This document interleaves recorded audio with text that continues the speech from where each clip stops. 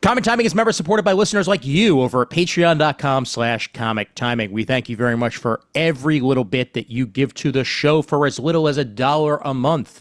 You help us continue to fund the show, whether it be hosting costs, whether it be domain renewals, whether it be equipment when needed. We thank you very much for every little bit that you give for as little as that $1 a month. And you get some behind-the-scenes goodies while you're at it, like some occasional articles by Chris Naudis, some behind-the-scenes videos. We recently posted a video game video to the Patreon from last week's episode before we got started recording the episode itself. And some other behind-the-scenes goodies as well. So thank you very much for every little bit that you give at patreon.com/comic timing. And if you want to give a one-time donation, that's paypal.me/IAM sci-fi. I'm Batman.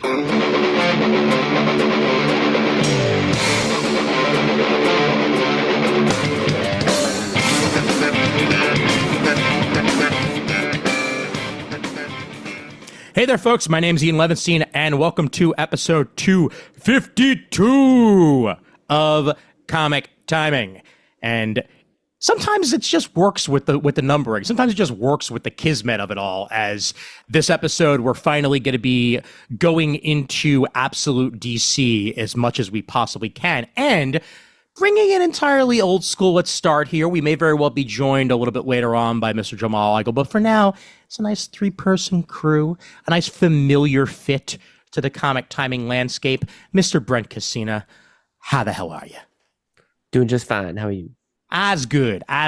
And he's been here a lot lately. I keep forgetting to lock the door. It's Raph. Yeah, you should do that. Listen, I mean, I mentioned it before we started recording, but this trio has been doing this podcast for 19 years. Yeah, we have, man. We sure have. Yeah. Fuck, we're old. It's funny too. I've been going back and listening to some older episodes just out of like pure nostalgia, and we were all so much more youthful and vibrant then. And I remember one of the first episodes that Brent was a part of. We were discussing the eventual sequel to Superman Returns and how it was coming soon. And that sure happened. That was not a thing that ever occurred. It became Man of Steel, and we all know. Let's not talk about that just yet. Mm-hmm. I got no problems with that movie. Yes, we know. And if you'd like to go back into the archives and learn more about that episode and how we completely sideswiped Brent in a 3-against-1 ambush that Brandon swears he was not doing, but the rest of us do, please go back and head into the archive for that one. It is still one of my favorite episodes, along with the Batman v Superman episode that we did. That started out with a really good essay that Casina started off the episode with, and then we cut to Brandon and me live in Philadelphia, and then we go back to, at the time, Skype. Raph was part of that episode as well, so those are some good times. When Brent turned on the Snyderverse, what a moment! He wasn't the only one. No, I didn't turn on this. You can't turn on the Snyderverse if you were never for it. That is very true. That is very, very true. Yeah. We post these episodes to YouTube, by the way. So we just accidentally created some sort of algorithm that is now going to get us a bunch of angry YouTube comments because we mentioned that we don't like. Oh, fuck. Oh, well, what are you going to do? It's okay. 10 toes down. I don't like the Snyderverse. I'm sorry. This episode is mainly going to focus on the Absolute Universe. That's the kismet of the 252, as obviously 52 has a lot to do with old school DC. Things have changed as at this point it's DC, everything's made up and the points don't matter when it comes to how many universes there are, because like there's the dark multiverse, there's like hundreds of different different universes at this point.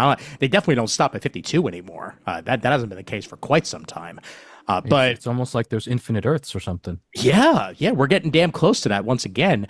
But what I appreciate about this, and agree or disagree when we actually get further into it, but this is essentially ultimate DC. Like there's really no other way to put it at this point. They might call it the Absolute Universe, but like even the setup of Absolute Batman. We'll get further into the individual series as we get into the nitty gritty of it all. But the setup of Absolute Batman, when you think about it, is very similar, accidentally, because I'm sure they had no idea that this was going to wind up being the case, to the current Ultimate Spider-Man. Like there's the parent dynamic and who's still around and who's not, different relationships between villains and not villains. Like it feels like there's a little bit of symmetry there between the universes, whether they knew it was coming or not. I'd like to offer that it's a combination of two things, because it is the Ultimate Universe for DC, but also because of the origin of the universe, which you have to go all the way back to last year to that double-sided book. I forgot what it's called, the All In special. All In. Yep. It's also like kind of like the Marvel Knights of DC, because it's a darker universe, because Darkseid is the DNA of the entire universe. Like, so everything is darker. It's Batman has a lot less resources. Superman got to witness the destruction of Krypton. Wonder Woman grew up in hell. These are all. I mean, these are all things in the first issue. By the way, we're probably going to spoil. These issues. If you haven't figured that out by now, yes, spoilers pretty much throughout this episode, as this is heavy review territory here, and there's no way to talk about these books without spoilers. So, but it's a darker universe, but not like Dark Knight's Metal Dark or Dark Crisis on Infinite Dark Earth's Dark. It's just Darkseid is the fabric of the universe. So obviously, every evil is going to have a great advantage over good. Oh, sure. Yeah. And one thing of note that we haven't really gotten the dark side of it all in the Absolute books as of yet. I'm sure we will get there. For at this point, we're seeing Darkseid more in some of the side books of the main universe. As I know, Booster's been dealing with that a lot more over the last couple of months. But still really not much in the Absolute books that have been coming out as of now. Summer of Superman special #1 for more on that. Okay. Good. I read it. I also read that recently. Like I was gonna say, they just put out something that is starting to reference that. So apparently in the Superman book, they're going to delve more into but like the regular Superman book, the regular Josh Williamson, we're going more towards not the climax, more buildup of that mystery is what I think what they said in the back of one of these books, and then maybe also JLU. Okay, possibly. Also, apparently, New Gods gets into it. I haven't read New Gods yet. It's on my list of things to check out. Ram V writing that, along with artwork by Jorge Fornes and Evan Cagle. So that's something to be looked into as well. But New Gods is going the way of his Batman run in terms of like it's gonna be super long. So I would not hold my breath. I would not hold my breath that New Gods is gonna tie into anything, because if you read his detective run, and I did, and I think I enjoyed it. I need to go back and reread it. Month to month, it was a slog. I felt like some issues were better than others, and this is just taking a long time to start up. And unfortunately, Evan Cagle, as good as he is, they didn't give him enough time to at least do the first arc in its entirety. So you have it's either structured so that there's guest artists to do these alternate scenes or flashbacks, whatever. But it's like, what the hell? And we're encountering the same thing with what's his name here on Absolute Batman. Dragotta is the main artist. Like sorry to start complaining already, but like it's fucking issue 4, bro. Like, come on. Hey, look, you gave me 2 issues of Marcos Martin. I don't care. No. I mean, to me, like, to me, having an artist break in between arcs makes more sense to me. Like, I'm totally fine with that. No, I agree. It's when you're launching this new initiative and Ultimate, Absolute, I'm going to say Ultimate a lot this episode. Absolute Batman is your flagship book because it's written by your flagship writer of the last 20 years. Scott Snyder, And and then you have this new artist who everybody feel like is discovering. I'm discovering him, although he was on East of West for like 50 issues with Hickman East over of at West. Image, which I never read. But I anyway, didn't finish it, but no, it's very so good. he's been around. He's a consistent dude, but man, just for I don't know what the hell happened, but for him to just take a break with issue 4 and it be like a complete, I guess it was a flashback origin or whatever. It's like I guess the story needed to be told, but I don't know if it needed to be told there in that moment. Well, Because there was so much building with Black Mask in the book that for it to like swerve left turn, like I was like, is this really the place for this? Other than like it being an artist driven thing, I don't know. Well, it also kind of happened, and was it also issue 4 for Absolute Superman, where we actually kind of get like more origin with that? Because I'm forgetting if it was issue 4 or 5 where they finally went into like the landing on Earth. Yeah, Superman had a Kent's issue and stuff, but I want to say that was still Rafa Sandoval. No, it wasn't. It wasn't. I don't believe it was. For issue 5, let's see. If I put in, let's see, Absolute Superman issue 5, that was according to, maybe it was. Let me see. I'm clicking on it now. On the cover itself, it says, oh no, I guess it was. 6 was Carmine Giandomenico. That's what I was thinking of. Okay, yeah, issue 6 and 7 is also. Yeah, 6 and 7 were different artists, but we also get like issue 6 was the one where we essentially get Superman's landing on Earth, and then issue 7 was the origin of Brainiac. Right. I thought like 5 was the end of that arc though. Like they're all operating on different arc schedules. So yeah, 5. You are absolutely right. That 5 was the end of that arc, and then 6 was the origin. 7 was the origin of Brainiac. So my complaint still stands. Yep. Just whatever. Okay, so in general, though, I guess I'm loving this line. I think every book has, well, not every book. I haven't clicked with Martian Manhunter yet. I love Marcos Martin. He's a phenomenal. He's doing that, right? Yes. No. Actually, no, he's not. Javier Rodriguez is. Okay, Javier. All right, I can get confused a lot. Yeah. He's phenomenal. I love his art. I love Marcos Martin too. I think they're very similar in terms of style, but so forgive me, artists. That hasn't clicked with me, although we're only like 2 issues in. So yeah. I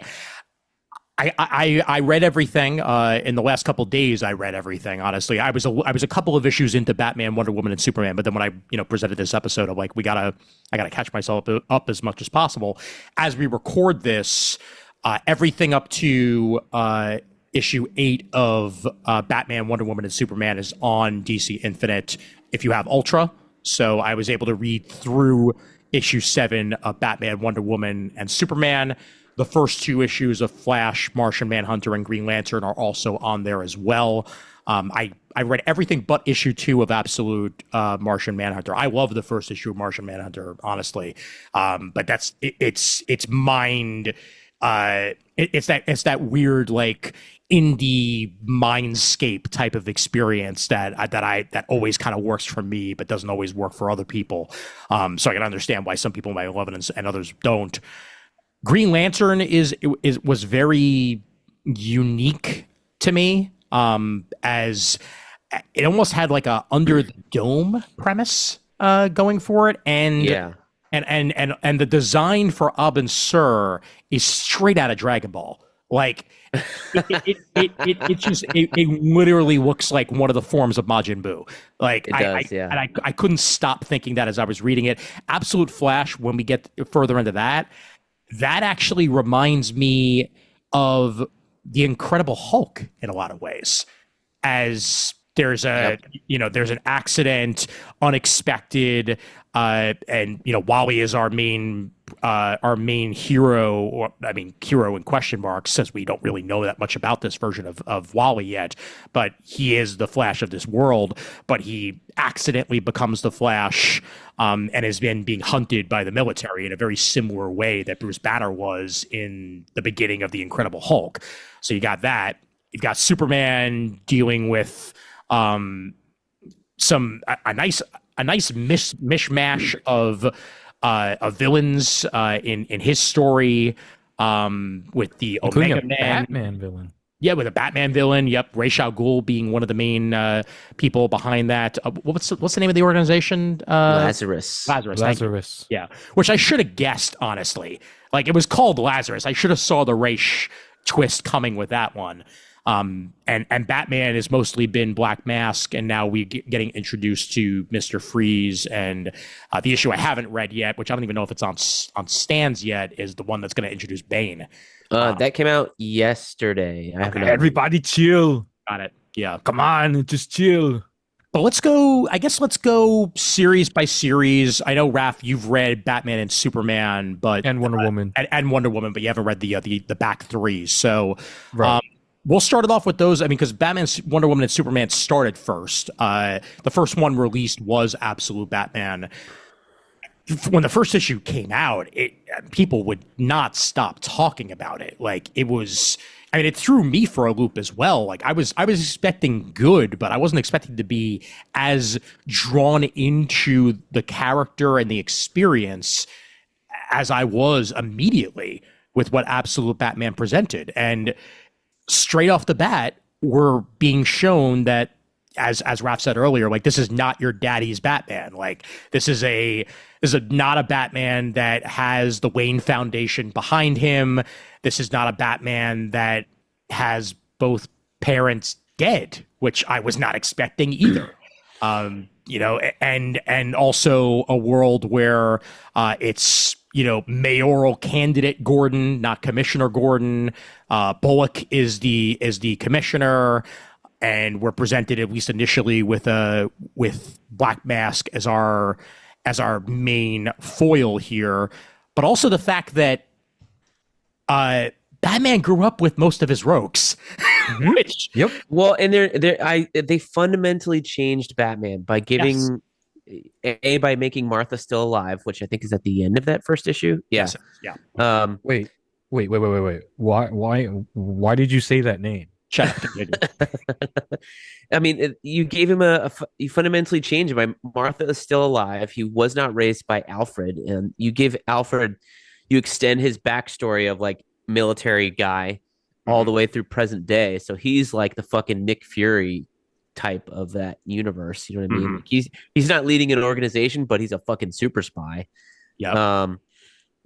Having friends growing up fundamentally changes the character. You know what I mean? Even if they're Oswald Cobblepot and Waylon Jones, Killer Croc, who else is in there? Riddler, Penguin. Riddler, Enigma's in there. Yep, Penguin. Harvey Dent. We haven't seen much of him yet. Yeah, and Catwoman. Catwoman, yeah, is like a long lost love again. So I think it's really neat to see how you can fundamentally change a character, but still have a Batman. I thought the origin change, how his dad died, definitely modernized the character. Like, absolutely. Tragic event. We'll call it a mass shooting at the zoo with his school.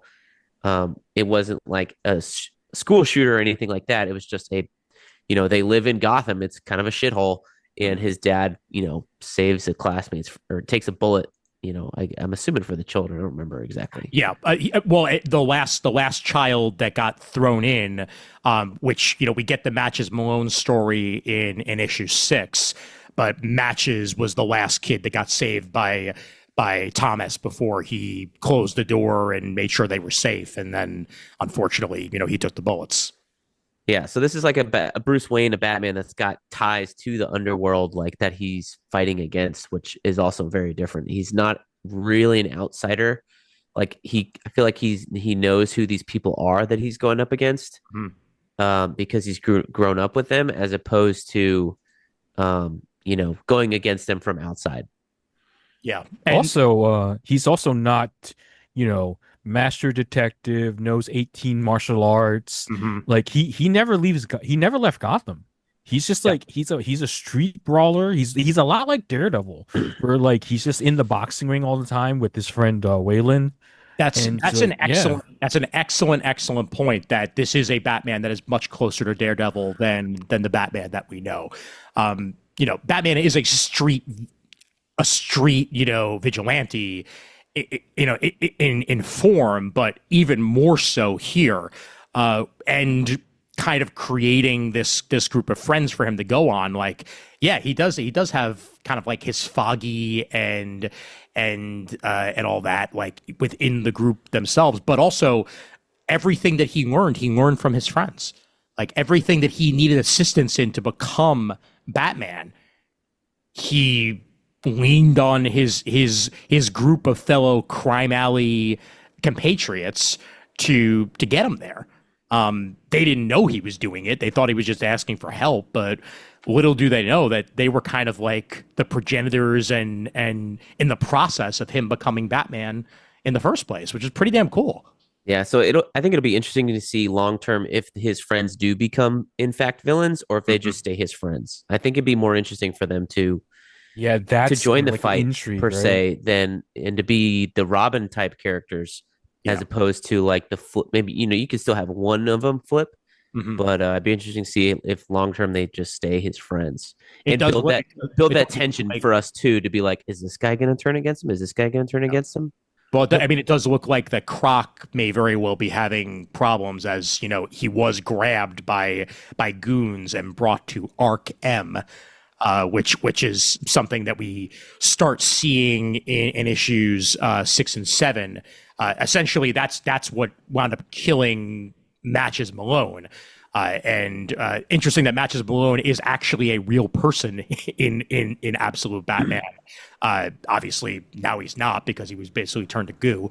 But he was part of the construction process of Arc M, and we see this facility being built and a whole bunch of people being held against their will inside of it, including what looks like Pamela Isley, Harley Quinzel, like all these familiar names. And it does look like Killer Croc is going to be inside of there in one way or the other. Whether or not it's going to turn him into a freaking green-skinned monster or not remains to be seen.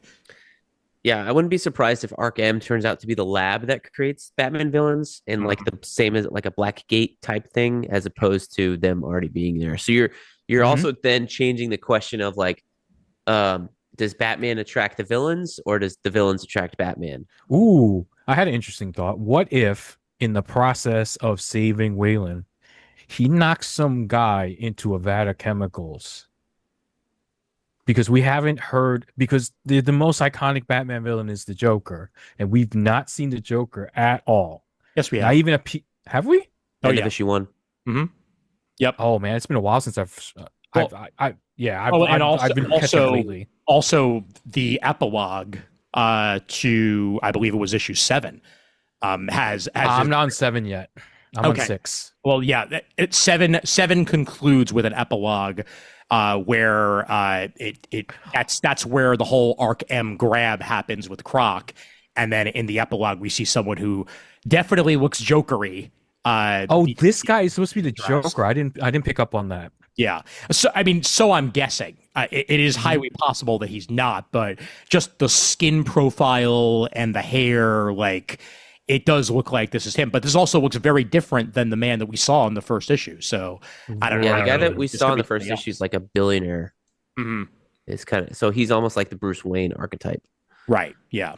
So what if the Joker's Bruce Wayne then? What if he's like a billionaire philanthropist and it turns out he's also like a nutbar that like wants to destroy the world at the same time? That's interesting. Yeah. That'd be cool. Yeah, no, I mean, or it could also very well be something like what was presented inside of the main DC universe, is that there's different Jokers, like this guy could very well be called like the Laughing Man or something like that. He doesn't even necessarily have to be the Joker, or he's another villain that just happens to have a similar profile that they're going to wind up calling something else. But the Joker is that, mastermind crazy guy, like was what if every member of this Black Mass mysterious organization is a Joker? And they've all been Jokerized. So as part of the initiation. The end of the first issue, they say you see this guy getting on the helicopter. Yeah. And one of the pilots is like, "Don't joke." And he's like, "Why?" He's like, "This guy never laughs, not at anything ever." That's why they call him the Joker, as you see him get on this I completely helicopter forgot with about like that. slicked back hair, like mine. Mhm. He's not as handsome though, but with just an eye, like meh. You don't see a I smile though. I read that. I don't think I've reread one since it came out because I read 1 through 3, Mhm. and then I stopped for a bit, and then I just read 4 through 6, 4 through 7 in the last few days. So This jokery figure that we see in the epilogue for issue 7 is the one that says at the end of the issue, "It's time, get Bane." And now we're going to be seeing Bane in the very next issue, issue 8 that just hit stands that we haven't had a chance to read. But yeah, again, very different looking person than what we got. But I didn't catch this. We see his hand kind of returning to normal at the bottom at the bottom panel here with the two beacons. Yeah, So interesting. this could very well be the same dude. A guy that presents himself one way or the other when under, extreme duress, or it's something that he can very well control. Like maybe it's something where like he has, a stronger presence or one way or the other when he's in his all white veiny persona, and then he's got his, kingpin persona essentially when he's normal. So very, very unique and different to say the least. Which is what Snyder was saying he wanted to do, because Snyder wasn't even originally going to be the architect of Absolute Batman. I know he stepped in at one point. Trying to remember who the original writer was. There was no. So the way he's been telling it for like the last year was that him and Joshua Williamson were like starting up this Absolute universe or All In universe, whatever it ended up being. But they were kind of working on it for like a couple of years, I think, and post end of COVID kind of thing. But at least 2 or 3 years ago, at this point, from when they launched it, and he was going around recruiting people for DC and pitching him on the idea.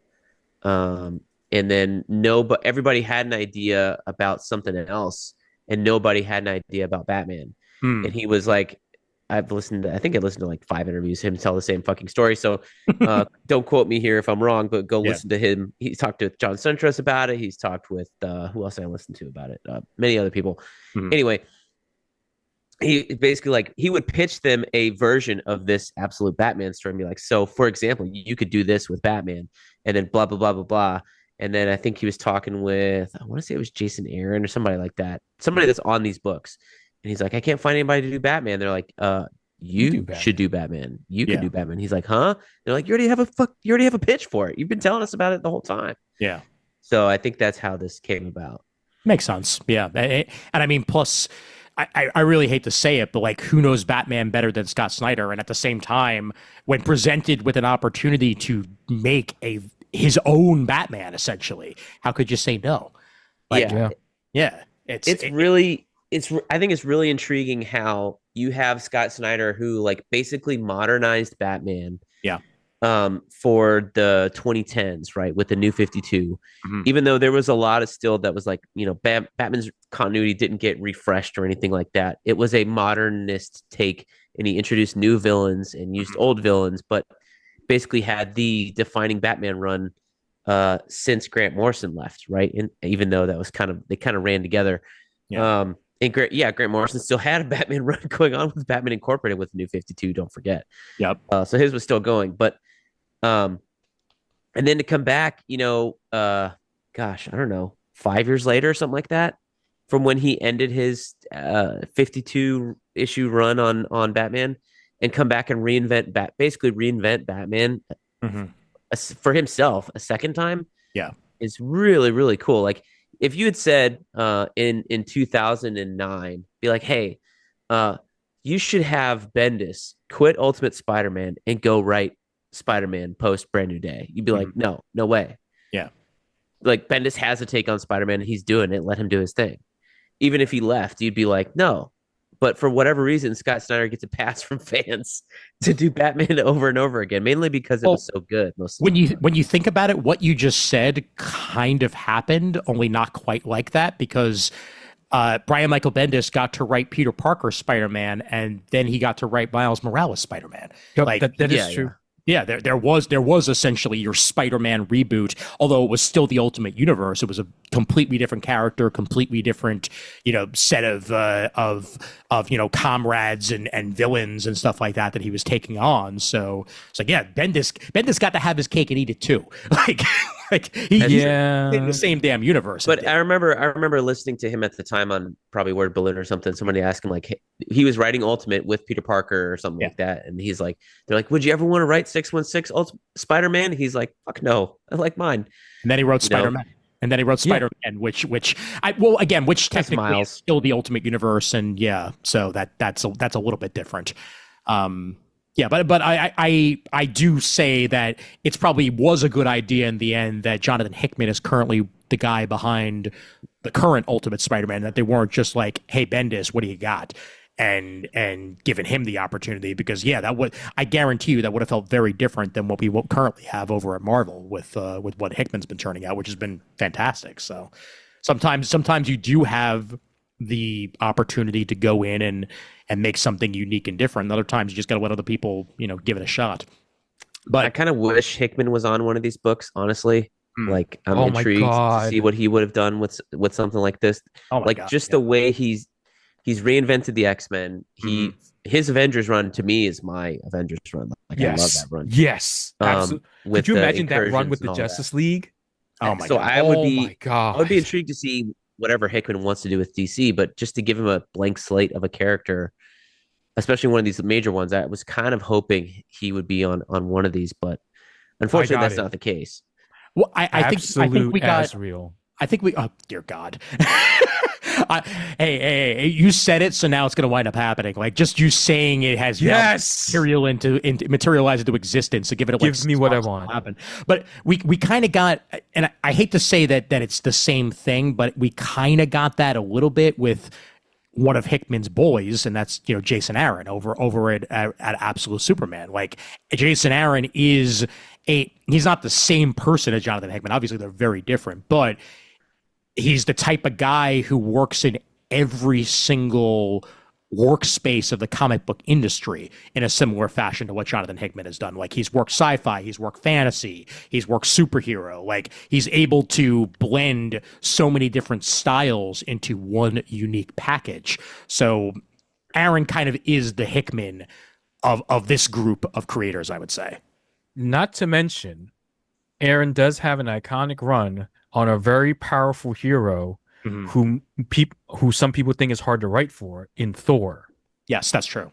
That's very true. So he's done Superman and he's done Thor, which are usually those are the two characters that are lined up against each other. So Before we switch over to Absolute Superman, by the way, I actually am curious. I know you've only read issue 6 of the 6 and 7, Raph, but the other two of us did get to the end of issue 7. Thoughts on the very, very different Mr. Freeze that's presented in these two issues? Like, this is not your daddy's Mr. Freeze in any way, shape, or form. For that matter, Victor Freeze on ice, and so's Nora, and not in the way you would expect. Like, it is weird. This is some weird shit presented here. No, I thought it was cool. I'd say it's very monster movie, the way that it's presented. Way more so than any of the Batman villains that we've gotten in the regular DC universe, and for that matter, actually kind of weirdly reminded me of some of the stuff we got in Batman the Animated Series. Marcos Martin did these Freeze issues. That's why I confused him with Martian Manhunter. Yes, exactly. Yeah. And it's beautiful artwork. It really is. I mean, this at least made sense to have a different artist on, because it's it's basically just a 2-issue story that gives Dragotta plenty of time to catch himself up and everything. But yeah, I really enjoyed what was presented in that in that issue 7, definitely. So in issue 8, where Batman has the knock Bleeding Cool posted this the other day, and it basically, the original image was knock motherfucker. You just couldn't see like the mother, the middle of the mother and the middle of the fucker, and they just made it knock, which okay. If you're gonna have Batman kicking a child like punting him like a fucking football. Oh my god, that was so And great. That's at my the end of favorite issue moment. 6. Oh yeah. Um, you can't just like block out motherfucker. Like it's the same thing as putting asterisks and stuff. But Yeah, which by the way, I got my issues confused. I didn't realize I read up to issue 8. So that's why, Raph. I thought issue 6 was the first issue of the Mr. Freeze arc, and that's why I was like, oh, but no. I have it. It's according to DCBS, they shipped it to me last month, but it wasn't like right in front of me when I went to look to read this morning. So this Mr. Freeze, Ian, since you read some of these today, like yeah, he doesn't have to have a suit, right? Like he's just walking around naked. Yeah, and he seems to He looks have like a White Walker. He has like that very good call there, Raph. Yeah, that's clearly the inspiration that whether it was Martine or Dragotta who designed this specific version of him, that is definitely the look that they were going for with this version of Mr. Freeze. Also, very Mignola-esque. Oh yes, absolutely. Absolutely, like with the angularness of it all, and the appendages, like yeah, I could totally see that. But also, he seems to be able to control his transformations. As when we first meet him, in a similar fashion, that seems to be what's happening with the Joker. That's presented in issue 7. When we first meet him, he's just a normal looking dude. And he's talking about his family heritage and how, Victor and Nora saw the potential of the ice and in a way of preserving people who are near death. And this is Victor Freeze Jr. Yes, I just got to that page on Kindle. I was like, oh yeah, that's right. That's his son. Forgot all about that. Yeah, and Victor Freeze Jr. was saved by the ice. And the ice is what essentially made him this. Something within the ice changed him and his genetic makeup and made him into this freeze monster, I guess is the easiest way to put it. But he also has everyone else that's on ice as his automatons. Like he can free them and use them to his bidding, and he's trying to add more and more people to it, to the point where he actually almost gets Batman in that position, but Bruce is able to free himself last minute and kick himself out of the situation. So it was a good 2-issue arc. It's just like this is showing us just how different every single character's villain at all is going to be in this series. Anything is up for grabs, and I appreciate that.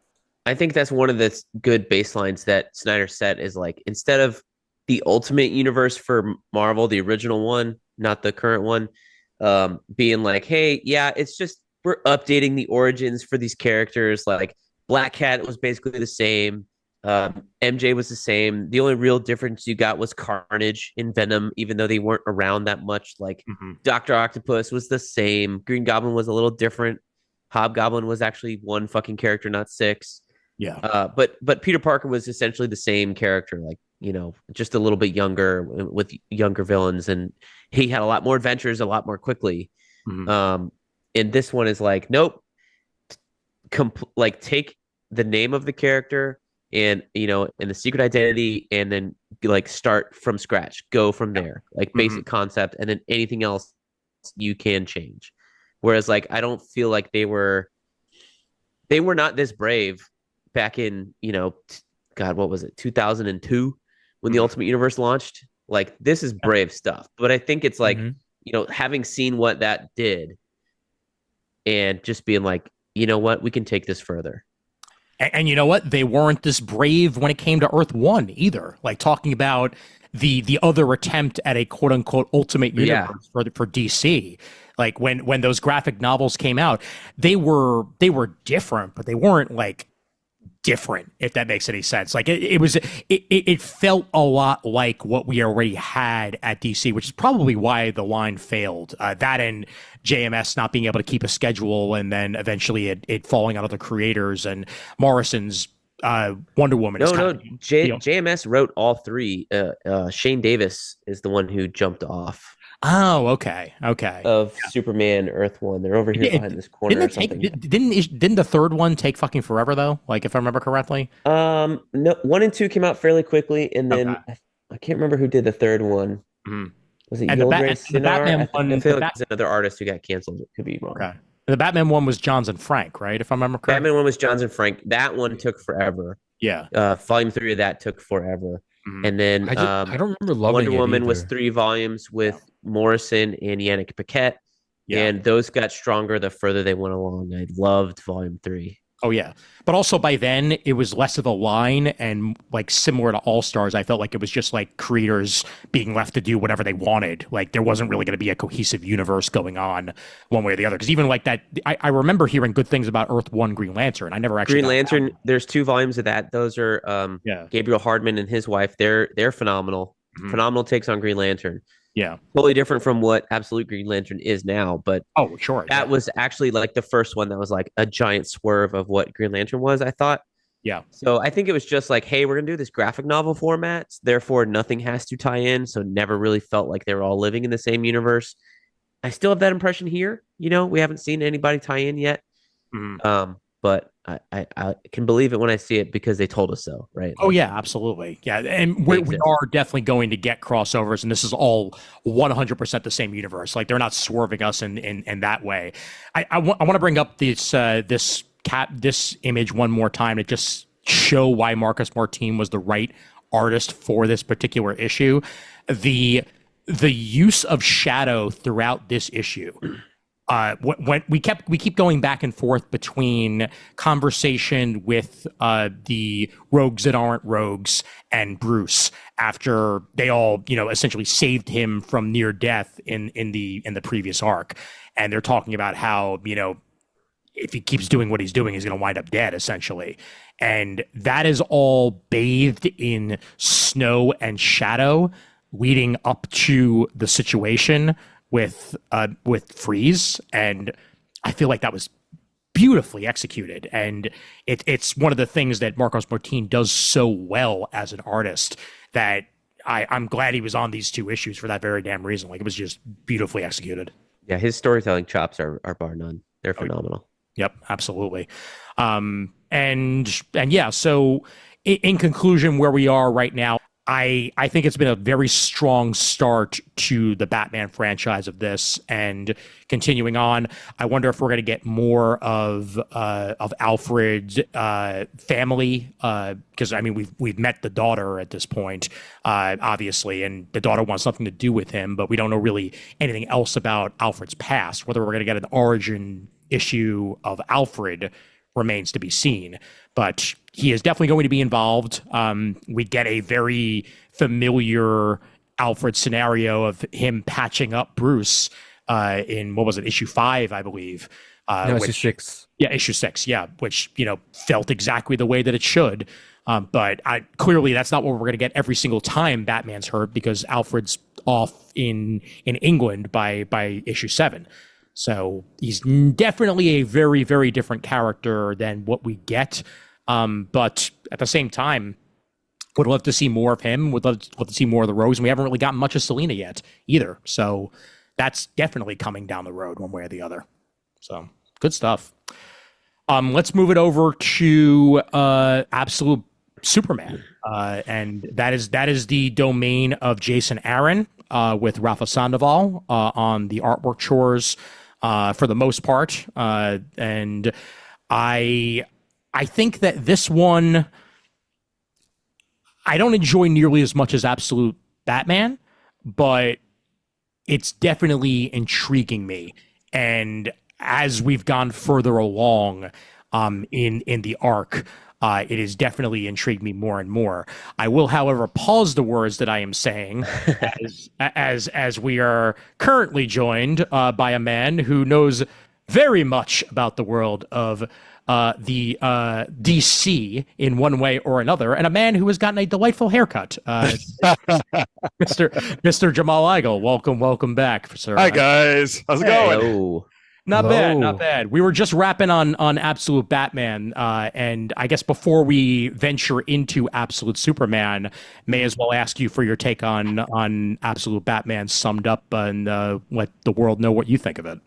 I think Absolute Batman has been really, really good, and I say that with the caveat that it seemed historically to be very difficult to have a wholly unique take on the Batman mythos. Oh, absolutely. Yeah. And I think what Scott and I'm blanking on the name of the artist. Nick. Oh yeah, Nick Dragotta. Right. Yep. So I think what Scott and Nick Dragotta have done, and I think the Absolute books overall have succeeded in the primary mission of creating a wholly different version of the DC universe and the DC characters. They think that, first of all, I mean, yeah, you guys have probably gone through all of the jokes. We did not. No jokes. You didn't go through all. We did not make fun of Batman's size at all. Oh no, Didn't comment on it. No. Yeah, which is funny that we didn't, because like I would have thought we would have, but Frank Miller called. He wants his general size and build back, but Oh yeah, I actually there's even like the last issue I read was 6, which was right before we started recording. Right. Literally, they lifted a panel from Dark Knight. yes, they did. Yeah. Well, it totally makes sense to me because like he's a boxer and a weightlifter, bodybuilder, and if you're not fucking rich, Oh yeah. And you don't have all these ninjas and assassins and Alfred cooking for you, Steroids. Oh, you're yeah. just gonna eat what's available, and you're gonna fucking bulk up, Yeah, and exactly. you're gonna stay yeah. bulky. So Yeah. it totally makes sense to me. He's a complete brick. Oh, yeah. Okay, so here's where inside baseball information comes in. So I Here we go. Cool. talked to Scott about Absolute Batman Mhm. maybe a year before they started. Mhm. Because you were working Dudley Do Right.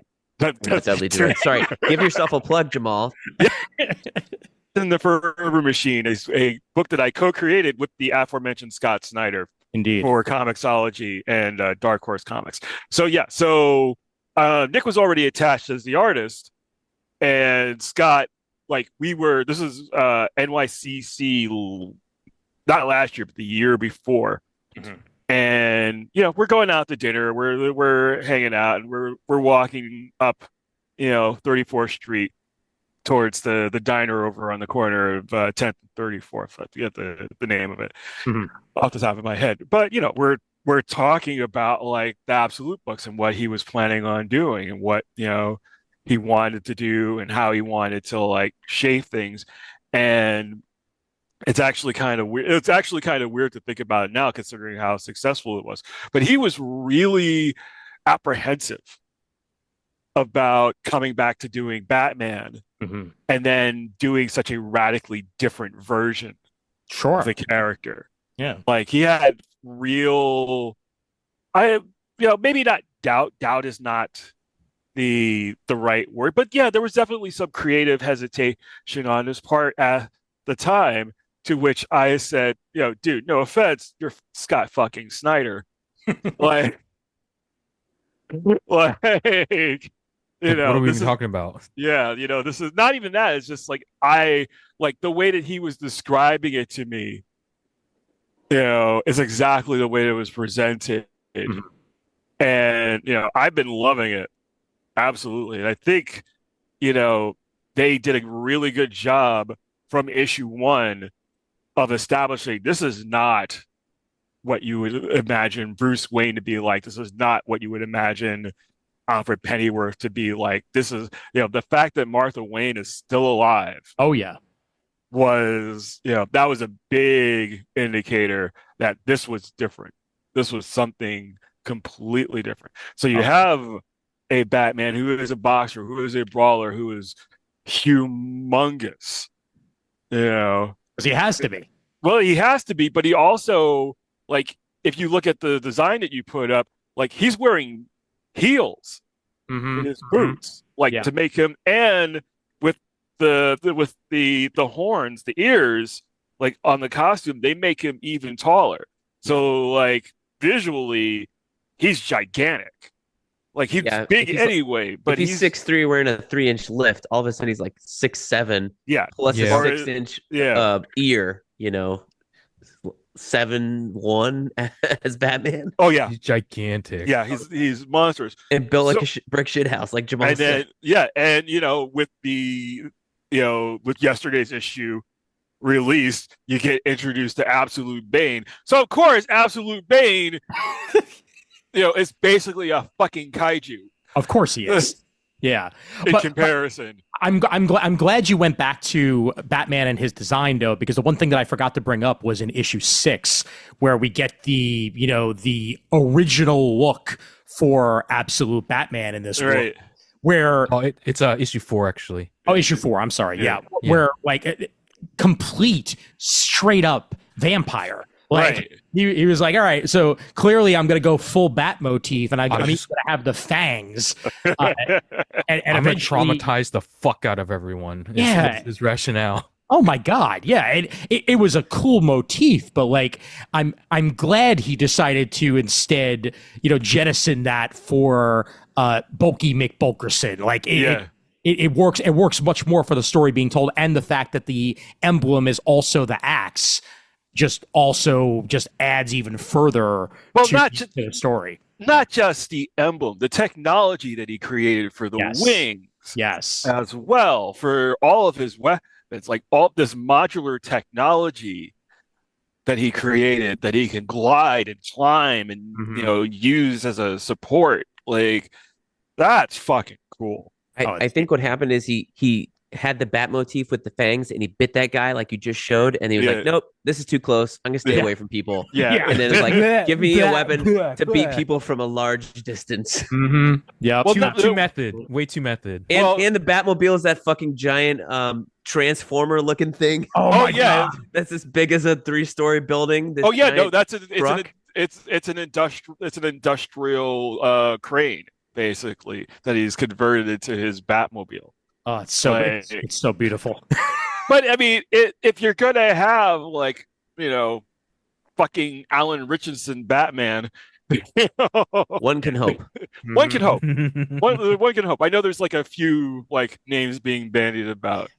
I don't think he'll do it, but one can hope. No, I think the problem with Richardson is he's closer to 40, and I think they would want to go a little bit younger. Like, I think they would want to go 35. There's another actor, I forget the name of the guy. I think he's on like the Harrison Ford cowboy thing on Paramount Plus. 1812 or something like that. Yeah, the Yellowstone thing. Yeah. So I think he's on that like I've seen a few people saying he would make a good Batman, which he might, but it's kind of, it's difficult.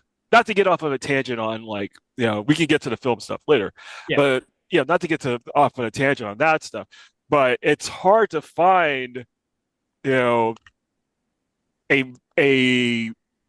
muscular, 6'3", 6'4" actor in Hollywood apparently these days.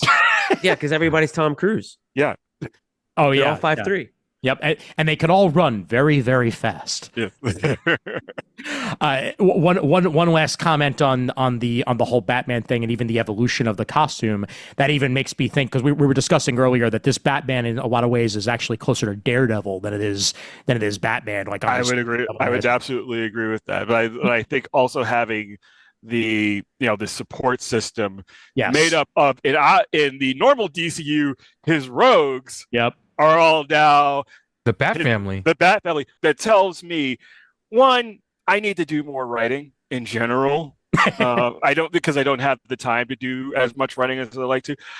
I have always said that if I were ever to write Batman, the Wayne Manor would be fully staffed. There would be an entire support team working out of Wayne Manor. Yeah. And that makes me happy. You can't, because, not for nothing, it's a little unrealistic that, his tech support was an old guy, who lived in his house. Like, doesn't matter that he's, ex-SAS, he became the mechanic, the cook, the medic, the computer expert, the tech support, communications, logistics. The butcher, the baker, the stick maker. There's that's why they added there's a litany of ex-military people out there who know how to keep secrets that he could have hired to been his support staff. Absolutely. Oh, absolutely. But there's also, even within, the characters that they've already created, like Julia Carpenter, Vesper, that there's a bunch of characters that they could bring in to have as Bruce's support. Sasha Bordeaux. Yeah, exactly. Yeah, Sasha. Yep, exactly. Yeah. This just tells me I need to do more writing in general. But yeah, no, it just overall very satisfied with the direction that's going in, which then allows us to deviate over to Absolute Superman like we were about to anyway. Right. And once again, talk about a very different take on the Superman character. Oh yeah, absolutely. The one we're used to. Baby, number one. Baby comes down from planet, lands, raised by Kents. Remember, he was a baby first and had years to be raised by the Kents. And this one came down as a teenager, essentially, or pretty close to it. It's only been 6 years since he initially landed, and he aged delightfully in those 6 years, I must say. He went through puberty really well. Like he gained like a lot of height in a period of time. It's that red sun energy, bro. Clearly. It's his creatine. Yep. But no, that he has a suit that literally talks to him. A lot. Yeah. Oh, the cape is what talks to him. Okay. Got it. Okay. Yeah. Well, no. The suit cape talks. Is the suit. The cape is the suit, but it's all made of sunstone. Got it. Okay. Yeah. Kryptonian sunstone. Yeah. And it's just it's a much more alien take on Superman than we're used to seeing. We've gotten some alien takes before, but like this one, like he is new to the planet. He's adapting. He's on the run. Ra's al Ghul is the fucking villain. Like this is not your daddy's Superman in any way, shape, or form. And shockingly, I'm going to start with these Superman fans and see what they have to say about it. Raph, go ahead. So I've always wanted if I were to write Superman and not have any electric blue Superman in it, which is very hard for me, mind you. That's magic. I would have definitely wanted to explore a Superman that didn't come to Earth as a baby, right? Because it's a different experience. I mean, you can tell he has memories of Krypton. He has value. He has Kryptonian values. He has Kryptonian family and friends that he remembers. That it's one thing to be like, oh, all my people are dead, and I'm the last one left. To all my people are dead. I watched them die. Right. Yeah. And now I'm the only one left. Plus, it's a much more. I love that Jason Aaron really brought like that environmentalist message to Krypton, where like Krypton didn't explode because of the red sun. Krypton exploded because of the over abuse of and over mining and over extraction of resources that they did, which maybe some other planets with life in the universe have done and that we all know about. So what you're saying is that it exploded due to bad guys who like to loot and plunder? Yes. Okay, good. And he's going to be a planeteer, and except he's going to not need 5 people with rings, and he's just going to do it himself. Yes, because he's got the powers of a god, which is totally fine by me. Yes. The power is his. Nope, never heard of it. Me neither. I don't know. I just made that up just now. No experience with the cartoon from the 90s. Very, very unique. Very, very different. Yeah, Don Cheadle didn't tell me shit. But yeah, his parents are working class, like they are, and it's brought up when we get the origin of him landing that he himself is a farmer because he was raised as a farmer. So when he lands with the Kents, it's even that much more of a natural fit because it's farmer landing with farmer. Like it makes perfect sense why they would, bond the way they do. Also because the Kents are always lovely human beings, except for when presented by a certain person who used to make their movies. I I think that just worked really well with the story being told. Like the further deviation between like the Science Guild and the working class Kryptonians, and that the Science Guild essentially tried to jettison and abandon everybody on the, like the higher ups tried to basically be like, yeah, we're gonna leave you guys here. Everything's fine. Everything's super. See you later. And yep. Look, thought I'd doing that shit before. Yeah, right. Look, it's the rocket belonging to the House of Musk, and their patriarch alone. Oh God, that fucking dickhead. Sorry, I just don't like that guy. I know, but that also tells me that, like, I guarantee you, even though we haven't seen them yet, there are other Kryptonians that made it off. Like, oh yeah, we're gonna get there. Like, there's. Oh yeah, no, absolutely. So, I agree with everything that is being said. Mm-hmm. I love that the Kryptonian caste system, an idea that really sprung out of the era of the books that when I was working on Superman and Supergirl. Of New Krypton. I just read all of those. They're for some reason they're all in Hoopla. And Jamal, I read your Supergirl run literally last night. It was great.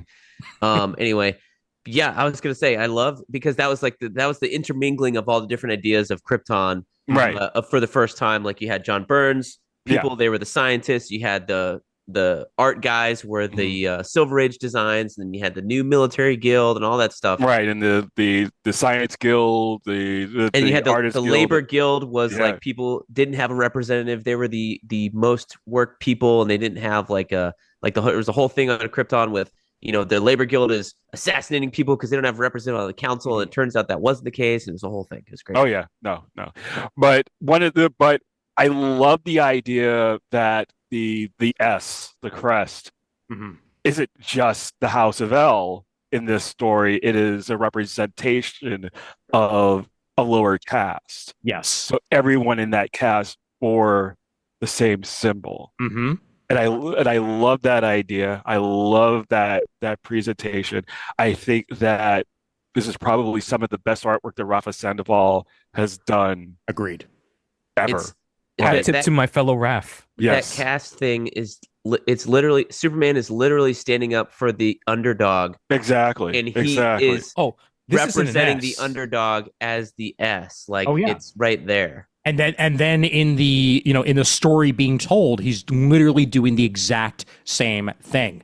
Like when Lois is interviewing all these people that Superman has helped in the past couple of months, and they're all working class because he is on the streets. This is not I'm going to walk the entire country JMS style. This is I'm going to literally help those who need me, and those who need me are those in need, plain and simple.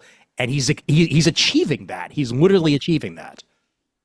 Oh, this symbol, this isn't an S. On my planet, this means I'm broke as fuck. The only good thing I can make out of Man of Steel. I'm sorry. That's all I got. Which is why I call myself broke as fuck, man.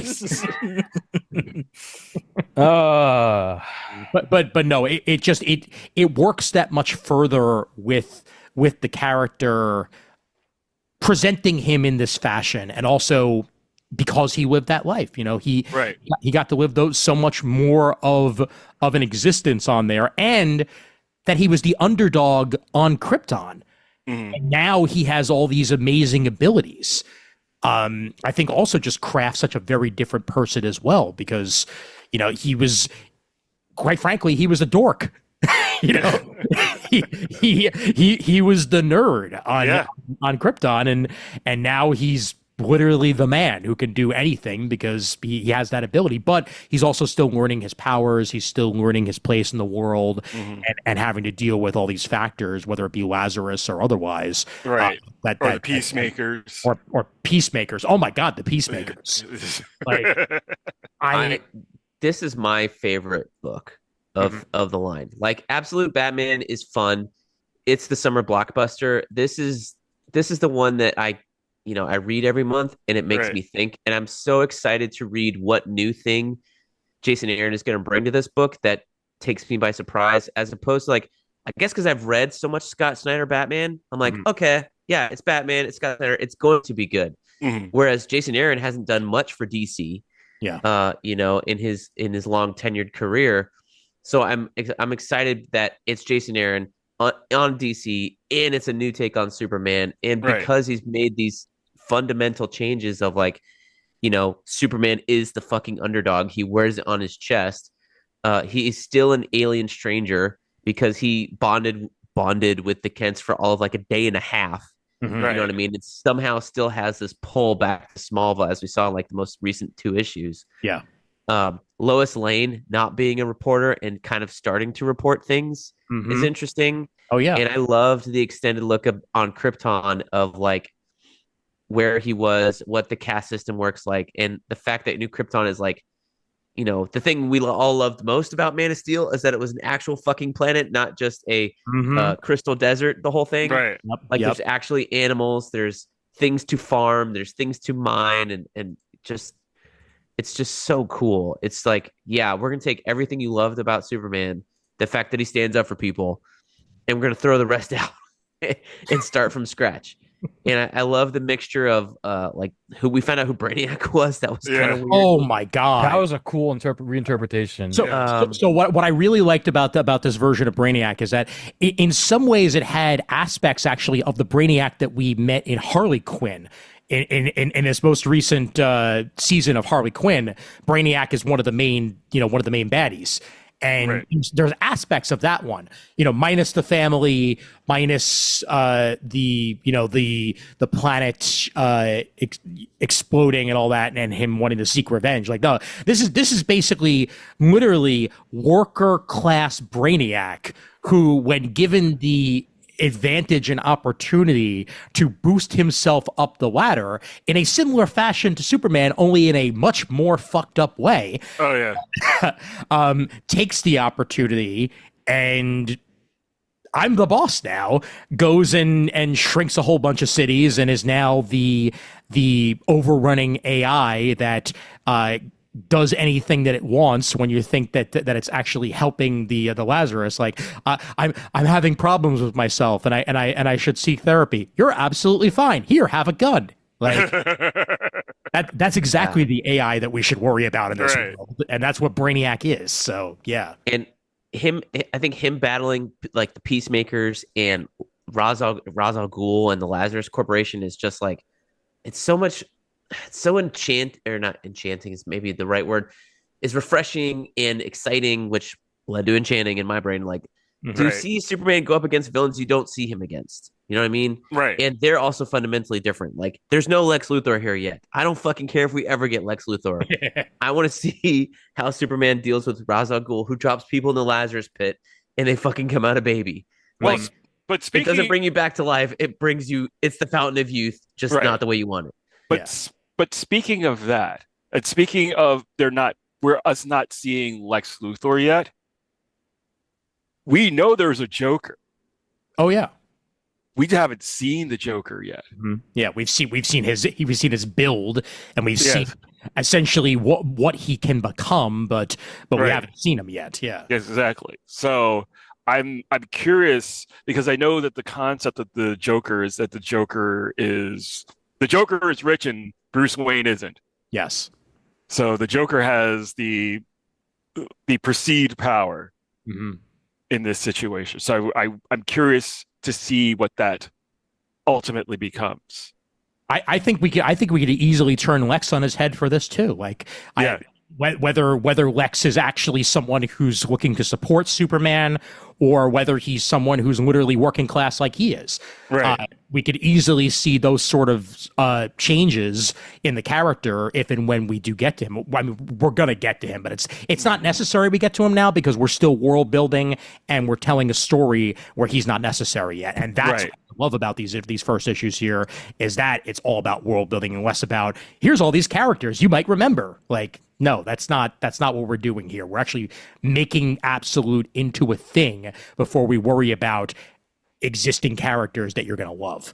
Right. So, I'm interested to see how they meld these two, like because the Batman world and the Superman world are basically two ends of a spectrum. Like this, the Peacemakers and Lazarus, they're like super high tech sci-fi. Yeah. And then you have Batman, who seems more low tech, lo-fi, even though he has cool gadgets. You'd still qualify them as gadgets as opposed to like sci-fi tech. I feel like.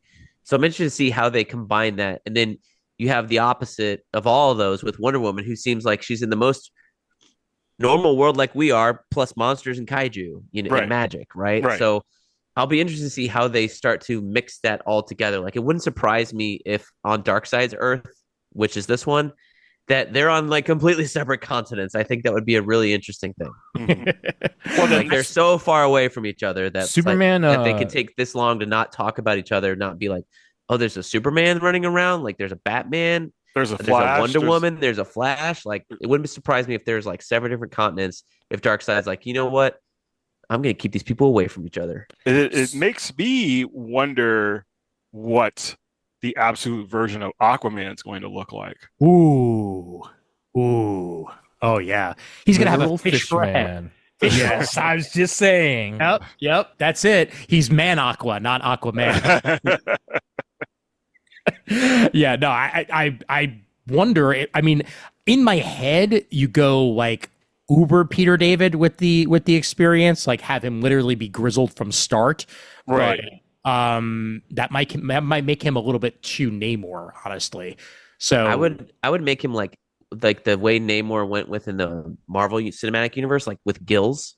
Like he's part fish, and then he would be, if he's humanoid, if he didn't have some sort of like coloration to blend in with the ocean, if he lives on the bottom of the ocean, he's never seen the sunlight, that guy would be paler than pale. He'd be fucking the White Martian when he came out of the water. Well, there's that idea. I think a good way to go, since we're hypothesizing here, I think a good way to go is kind of go back to his original origin, which was he was an experiment of his father's.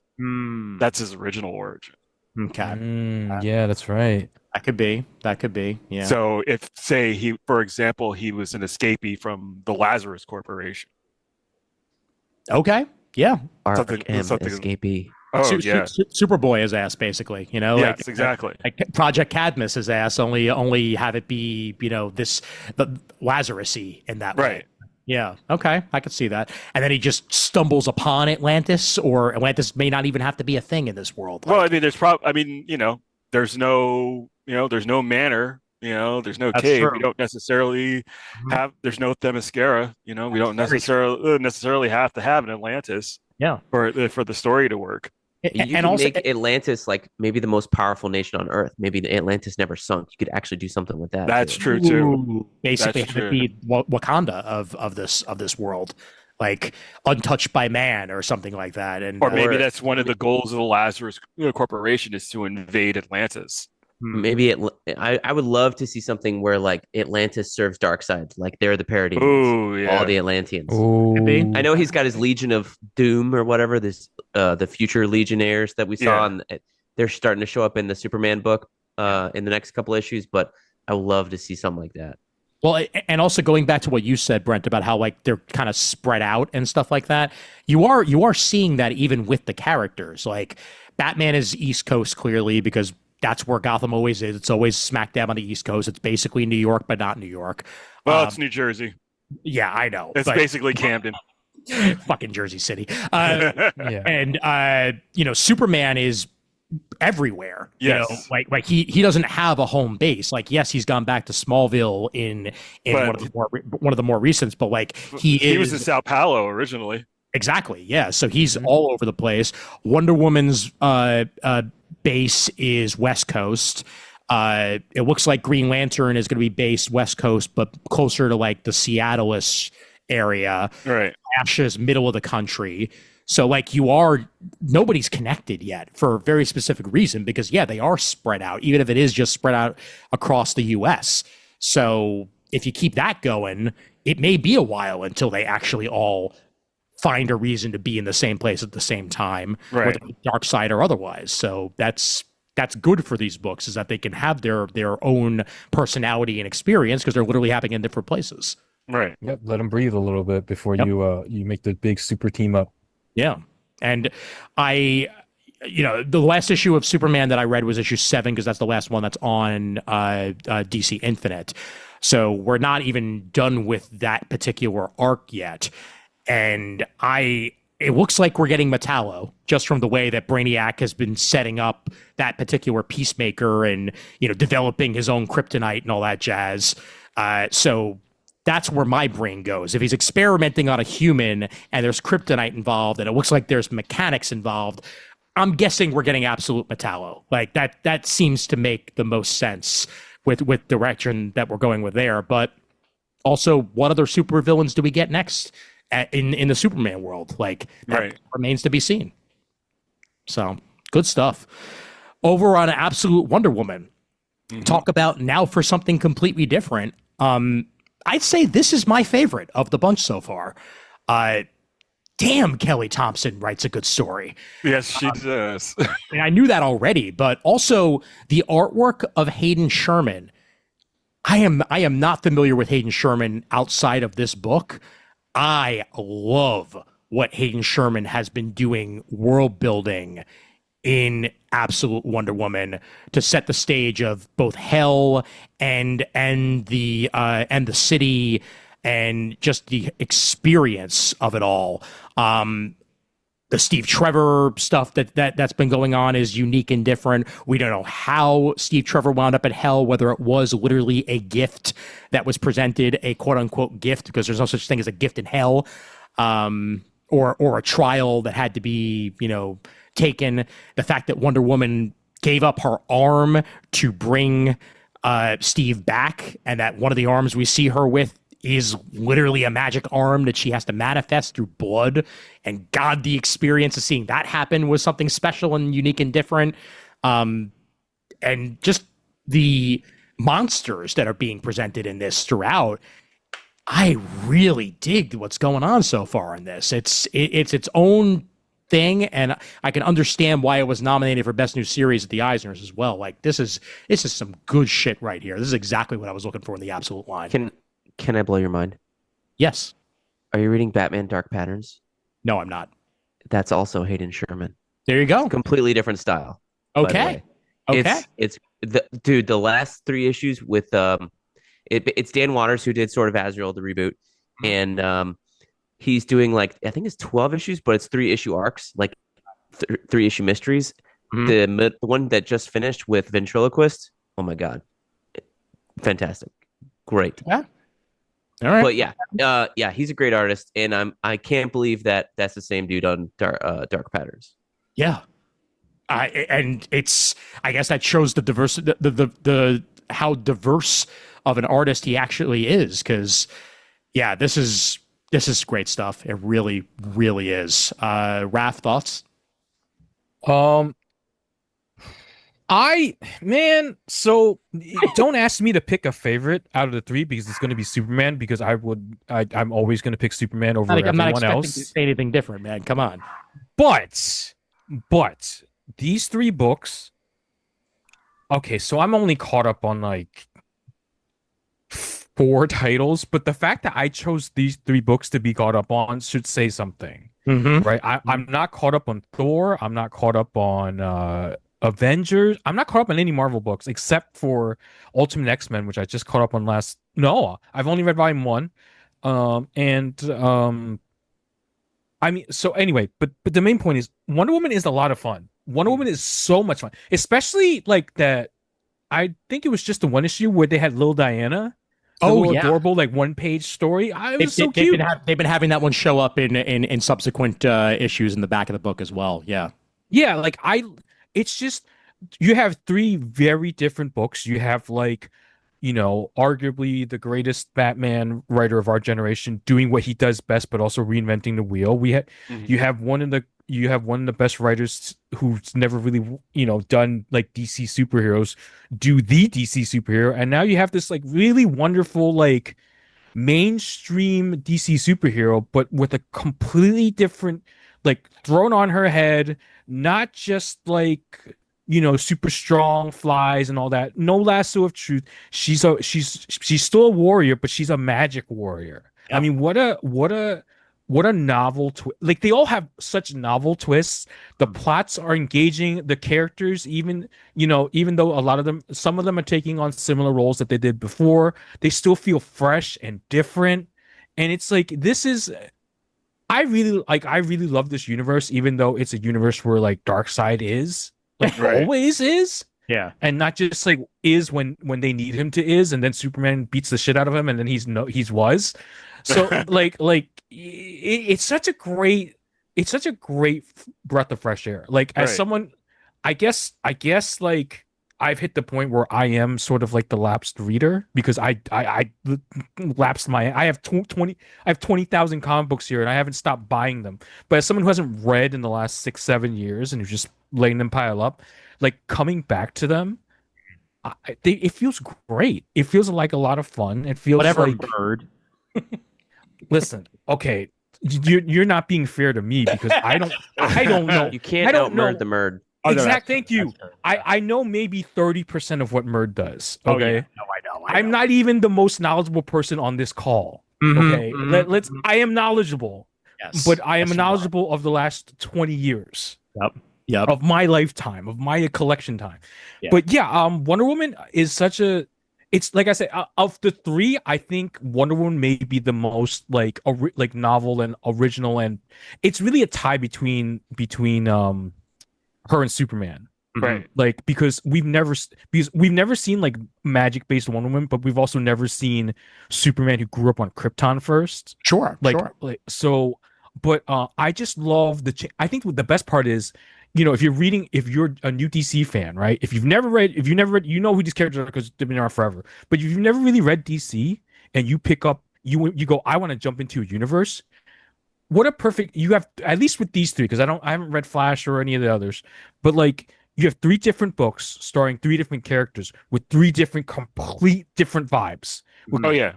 different sensibilities, and yet they all have the one thing in common: they're consistently good. They utilize their supporting cast very well, and the art is gorgeous on all 3 of them in very different ways, but still gorgeous. Absolutely. Well, I think that carries through with all of the Absolute books so far, in my humble opinion. I agree. I have to catch up, so I can't comment on Green Lantern, Flash, and Martian Manhunter because I haven't read them, so I can't just yeah. Green Lantern, like Martian Manhunter, is just a head trip. Oh yeah, we're gonna get into those because Brent and I have also read those, Jamal. So like we'll get into those as we. I'm the odd man out. But I do agree with you that each one of these is such a distinctly unique and different perspective and personality, right, on the characters that are being presented. But what I completely dig about each and every one of them is that at their core, they're still recognizable, right, for what they are. Green Lantern and Flash, like, they just started, so it's hard to really get that. Martian Manhunter, I would 100% say still feels like Martian Manhunter, because Martian Manhunter is always a freaking trip, whether you like it or not. No, but I think in that regard, Green Lantern and Flash absolutely fulfill the same mission. Oh, definitely. as the other books, and so does Martian Manhunter, frankly. But I think that, as I was saying with Absolute Superman, is that they jettison, like, the things that we know, yes, very quickly, to establish that this is a very, very, very different reality. And I think that's the strength, the overall strength of it. Because we've seen stuff that works. The Ultimate books being the biggest example, but the Ultimate books are ultimately, no pun intended, the Ultimate books really ended up just being retellings of familiar stories. Yes. The new Ultimate books, I'd say, are an absolutely completely different thing. Right. But yes, those original Ultimate books, we talked about a little bit before you got on the call, Jamal, that like what we were talking about, like the Earth One line over at DC and how that felt more like the Ultimate Universe, Right. original Ultimate Universe, in the way that it was very, very similar to what we already knew, with just interesting and unique twists like that. Right, exactly. Which is very different from what we're getting here. Absolutely, yeah. But when you think about Wonder Woman, this is a character that literally grew up in hell. Mm-hmm. There's only one Amazonian left, and it's her. Zeus did the unthinkable and basically destroyed Themyscira and the Amazonians. She's growing up in hell with Circe as her mother, and yet somehow you still get Diana. Like, Right. you still get a loving creature that's 7 feet there- tall. Yeah, 7 feet tall, and out there to protect the people of Earth from threats beyond. And in this instance, it's a lot more demony than it was. Because her steed is a flaming Pegasus. Yeah. Yes, love it. Love every single thing about all skeletal Pegasus. And the missing arm thing, like, that we have again, essentially, like, if there were two action figures that were to be made of Diana, one would be with the metal arm, and the other would be with the magic arm. And either or can be used, but that she sacrificed her dominant arm as a warrior to bring Steve back to the world of the living is just a beautiful gesture, and just something kind of badass, ridiculously badass. Yeah. And God, just watching the adventures that she's gone on, watching the side mission essentially for the last 2 issues of the book. Right. Drawn by a completely different artist, but also didn't take away at all from the story that was being told. This book is damn good. I love it. I figured out why I didn't recognize it's the same artist. Like, his dark pattern stuff is distinctly Batman. It's kind of more traditional comic book. Mm-hmm. And then Absolute Wonder Woman is a fucking Greek pottery painting. Yes, you're right. Mm-hmm. Yeah. I threw some images in there, like you pull up the pottery, like literally hit the design of her eyes and stuff like that. It's from like classical Greek pottery. Oh, good call. That's the style he's like pulling from in his art. Like, there's not a whole lot of shadow. I mean, there's some where he needs it to be, but it's not as much as like he's doing on his Batman Dark Pattern stuff. And everything's kind of a solid color. You know what I mean? Like, it's clicking so much for me now. That is just such a cool, like, artistic take to be like, I can draw like this and I can draw like that, and you know what, this is a Greek book, we're gonna make it Greek as hell. Like, that's so cool. No, absolutely.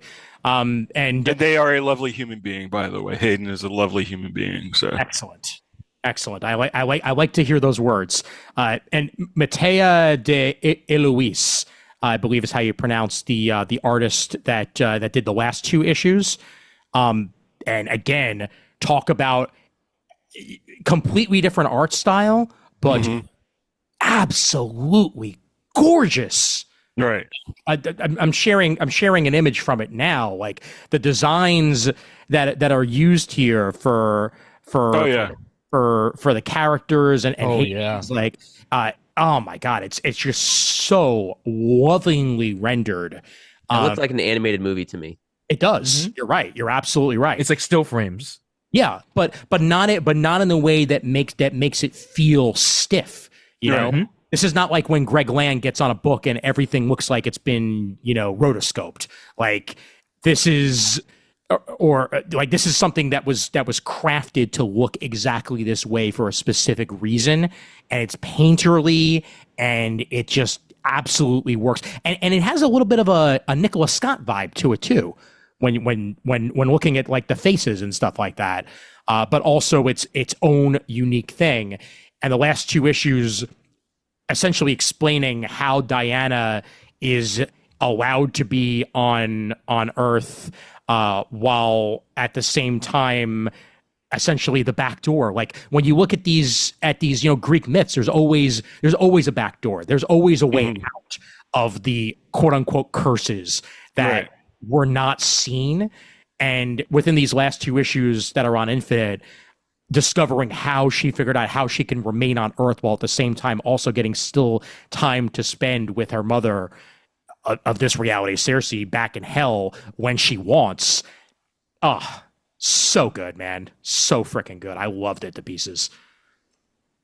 And this is also the one that I feel like has the most legs to breathe, because clearly we're going to get more on Steve Trevor and how the hell he wound up in hell. Like, dude doesn't just wash up on the shores of an island in hell and have it just not be explained. Well, I mean, if you've read the most recent, like mainline Wonder Woman book, that just or Trinity, the Trinity story that just came out, like that just seems to be Steve's lot in life. Waking up on the shore of an island. Yeah. How did I get here? That's essentially the life of Steve Trevor, defined in multiple ways. But also appreciate how they introduced Etta Candy into the plot of everything.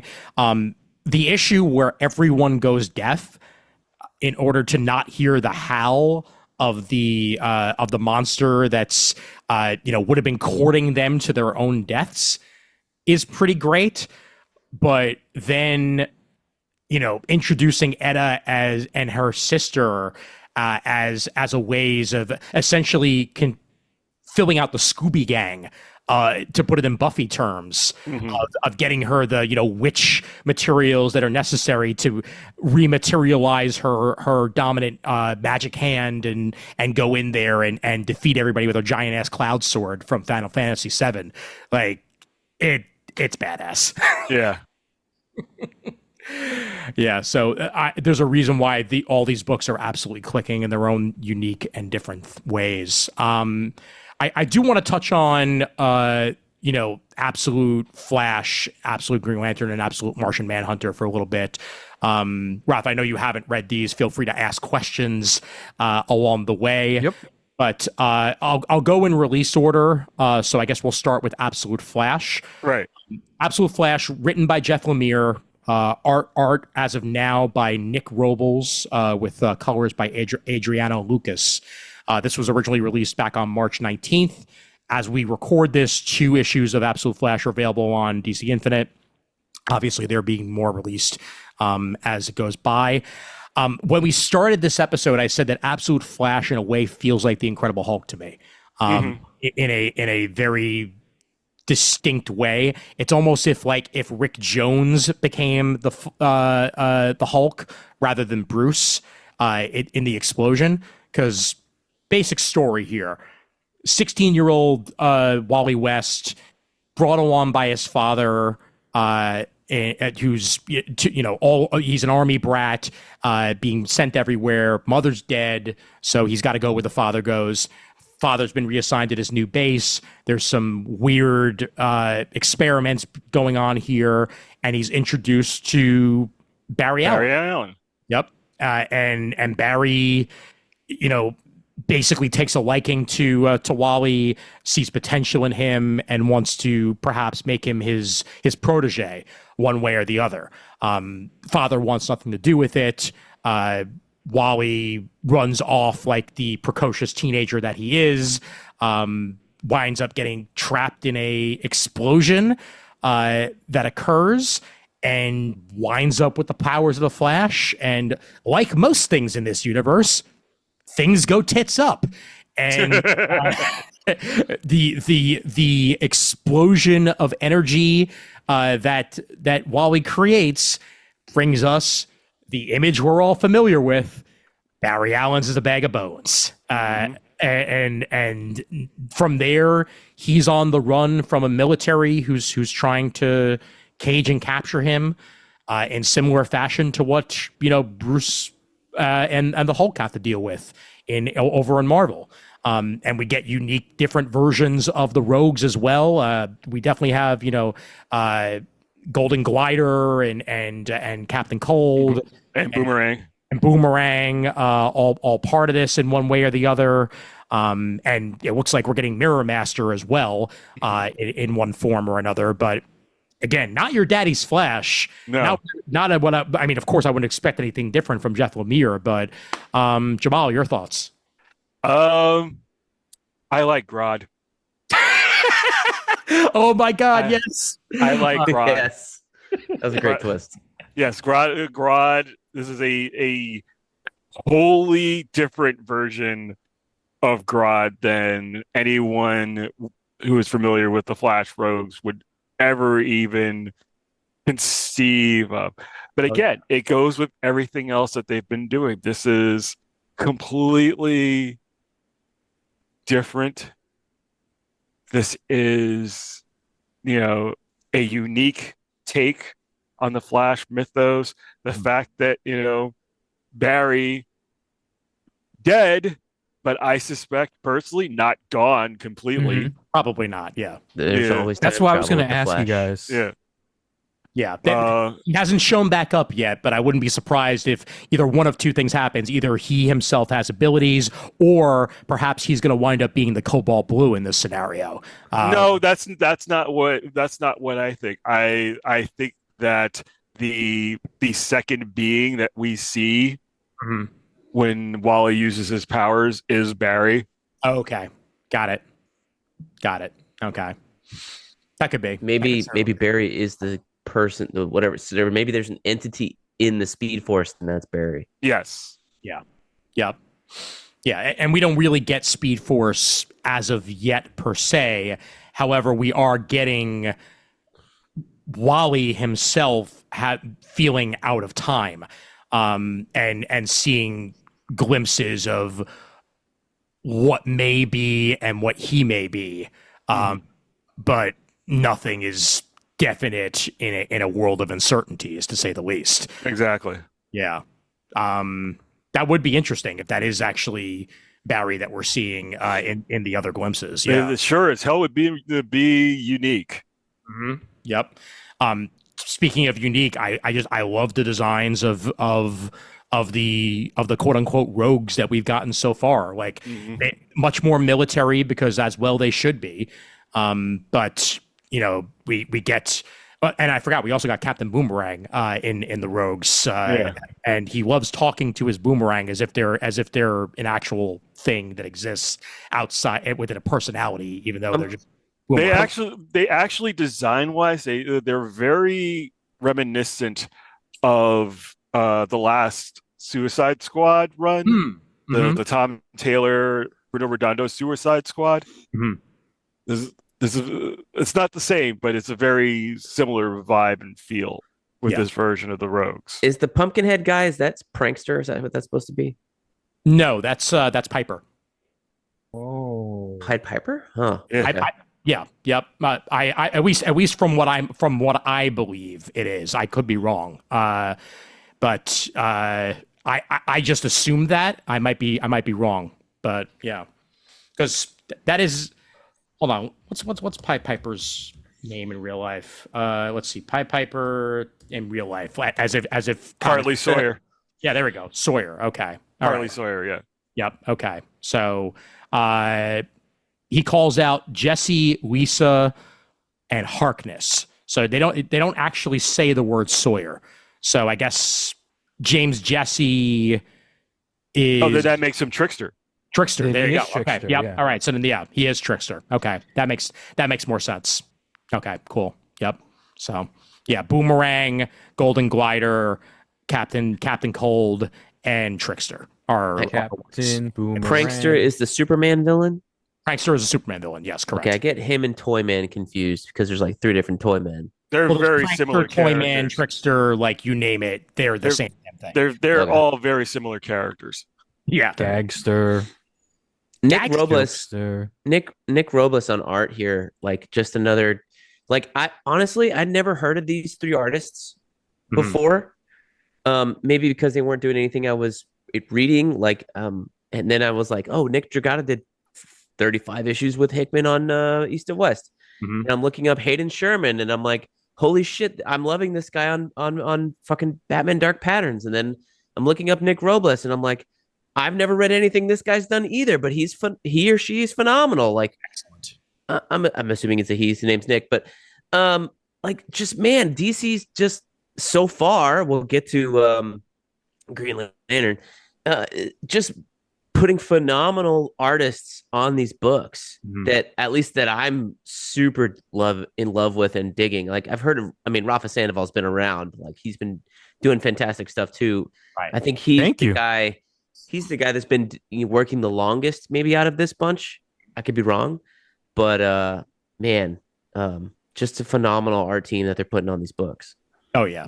And writer wise, I mean, Jeff Lemire is one of the most creative writers in comics. He's revived many a franchise. He's written tons of stuff himself. Oh yeah, you just have to read Black Hammer to. Oh my God, yes, absolutely. Yeah, I haven't read Black Hammer yet. You would dig it. You would dig it. I like Sweet Tooth. I think it ended a little weak, but yeah, I like the. He's doing Justice Society right now. Yeah, JSA is great now. Yep. Oh, thank God. But yeah, the questions arise of, where this is going to go. I mean, and essentially, Wally's father is the General Ross in this situation. The guy who's out there trying to, corral Wally, but also very different because it's a literal father-son dynamic that's being explored here. Yeah, but Wally's dad has always been traditionally a dick. 100% the case. 100% the case. And this is definitely exploring that in more ways than one. But, yes, fuck you, Rudy West. Yes, absolutely. It's kind of weird that we've never gotten a Flash run about a guy on the run until now. That's true. Yeah. Yeah. Yeah, for the most part, yeah. I mean, Barry was on trial once upon a time, but that was the trial of the Flash, not the fugitive of the Flash. That was Bruce Wayne who was the fugitive. Exactly. Yes. For 99 cents or 1 cent. No, it was a quarter. 10 cents. 10 cents. Yeah, 10 cents. He's not really like a fugitive, right? Like they just know there's a guy with powers, and Wally or Barry is dead. Right. Like, I don't even remember if in the second issue, like that his dad knows that it's his son yet. I don't think he does. Yeah, I think they're still figuring that out. Yeah. I think he did in the second issue, but again, it's nebulous enough where it may still potentially not be the case because I thought I saw him actually recognize that it was Wally before. Oh, he saw some tape, didn't he? Somebody saw some tape. Yeah, but I could be wrong about that. Either way, it's still in the early stages of the series, and I'm all in on this. Like, this is, not to make the pun of DC All In, but like I'm completely interested in where this one's gonna go. I'd say the biggest departure is Absolute Green Lantern. I like it. I do. It's Al Ewing, so it's damn well better be good because it's Al. Right. And I love almost everything he puts out there, but this is this is going to be interesting. The way I described it before you got on the call, Jamal, was first thing, Abin Sur definitely looks like Boo from Dragon Ball Z. And that is 100% where the inspiration. It's absolutely true. It's absolutely true. And the Green Lantern in this case being a first contact story, completely works. Oh yeah. I wonder what the ramifications of Abin Sur's death is going to be when a certain Korrigarian makes his way to Earth eventually. Yeah. I also am fascinated by all of the lanterns that we know outside of Kyle, or at least like the big three, as it were, all existing in the same town. Right. Like they're townies in this existence. So like they're outside of California. Long story short, Under the Dome happens. They wind up getting domed in by Abin Sur, and then Abin Sur comes down, starts. Show me what you've got. Yes. Oh my God. It is 100% show me what you got from Rick and Morty. And if they don't have what he want, then they get blown to smithereens by Green, essentially. And it's not, you must have no fear in order to wield this ring. It is show me no fear, period. Right. If you can't, then you are not worthy, and you go now. You go away. Yes. And Guy Gardner's still a dick. Yep. That's all you need. Yep. Significantly that's less all hair I on need. his head. Significantly less hair on his But head. And But still a dick. Did you read the most recent one with Jon Stewart Yes. in the gold? I've only read the first two, so Okay. feel free to spoil issue 3. I don't mind. So they're working with, they're developing they're trying to get out of the green dome, as it were. Mm-hmm. Yeah. And they're discovering a form of a yellow impurity in it. Mm-hmm. So Jon Stewart they basically find out that this thing, if it's made of gold or thinks it's gold, the shield will open, and it kind of ends with them. He throws his wedding ring at it, and it kind of ends with that, like, oh, there's a bigger hole. So they found a way to break the dome. So it's kind of interesting to turn the yellow impurity not from fear into an actual like element. Mm-hmm. Interesting. So then they paint themselves yellow and then beat Abin No. in the So throat and almost kill him. at one point in the last issue, he throws like a Funko Pop, like a metallicized version of a Funko Pop, like how it's golden chrome. Yeah. And the thing reacts to it as if it was gold, and then realizes it's not. And then he throws his like real gold wedding ring at it, and so they're like, oh, if it's real gold, it'll actually work. I was just making a All-Star Batman and Robin to one to reference. I 100% know you Right, were, and I'm very proud of you for That was still a fun Thank issue. you. Yes. But also, 2 things of note have happened in the first 3 issues of this that must be mentioned. One, Hal Jordan is Black Hand. Yeah. They turn the guy who has no fear in the regular DC universe into the guy who's most fearful. Yeah. Because of that hand. That's cool. Absolutely, yeah, and everyone's like he keeps holding his hand in his pocket, and then in the first issue, there's a cop that's like, show me what's in your pocket, and we think it's going to be a Green Lantern ring because it's freaking Hal Jordan, and instead, instantly vaporizes a cop by taking out his hand and black handing his ass.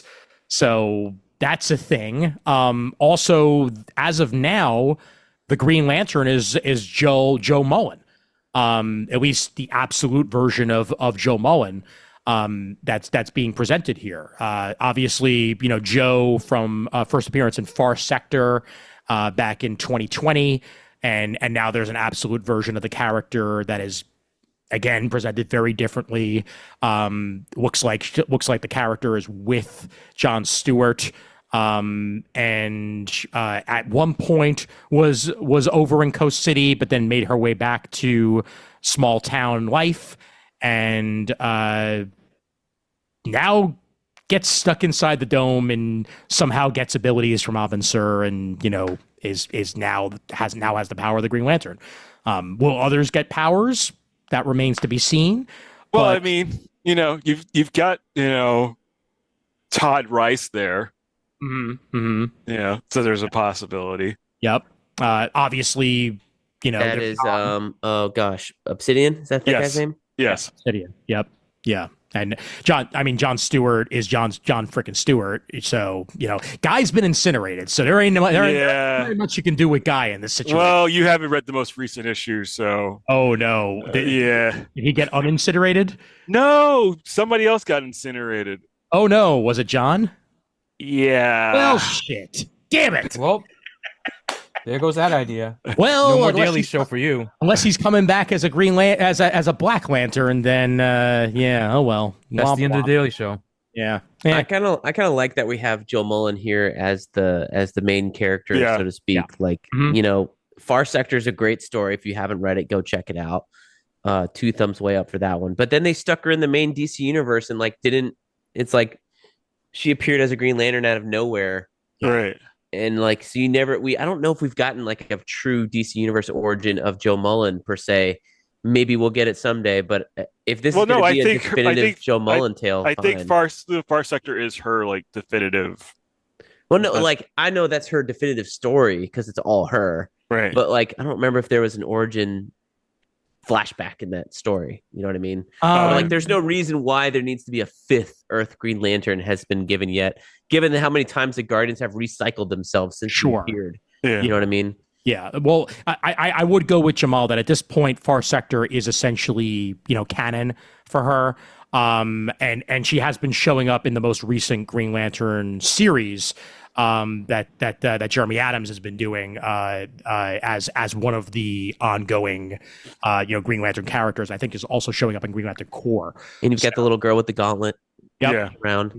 Yep. And I think even Teen Lantern shows up in that in one form. Yeah, that is Teen Lantern, and that's the gauntlet from the beginning of Venditti's run, something like that. I believe so. Yes. And Teen Lantern first appearing in Bendis's Young Justice back in that run as well. Oh, I never finished that run. Oh yeah, it's great. What I also wonder is whether or not with this Absolute Green Lantern series they may be tying the green into the green, like what's established as the Swamp Thing, or they may just be tying everything together in that aspect here.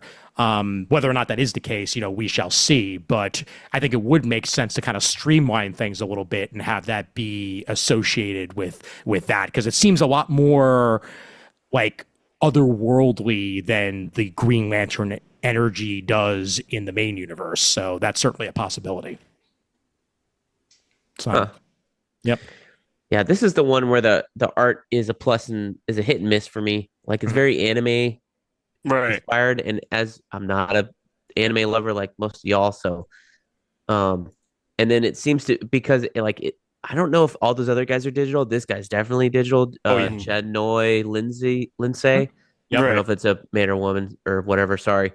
But yeah, like it's very loose, and sometimes I'm fine with loose, but for me digital loose just does not, it doesn't jive with my taste. Well, I think because this particular artist is doing everything on it. That's true, but like I don't know, I guess that could be one thing, Jamal, but I don't know. Everything else I think it's this.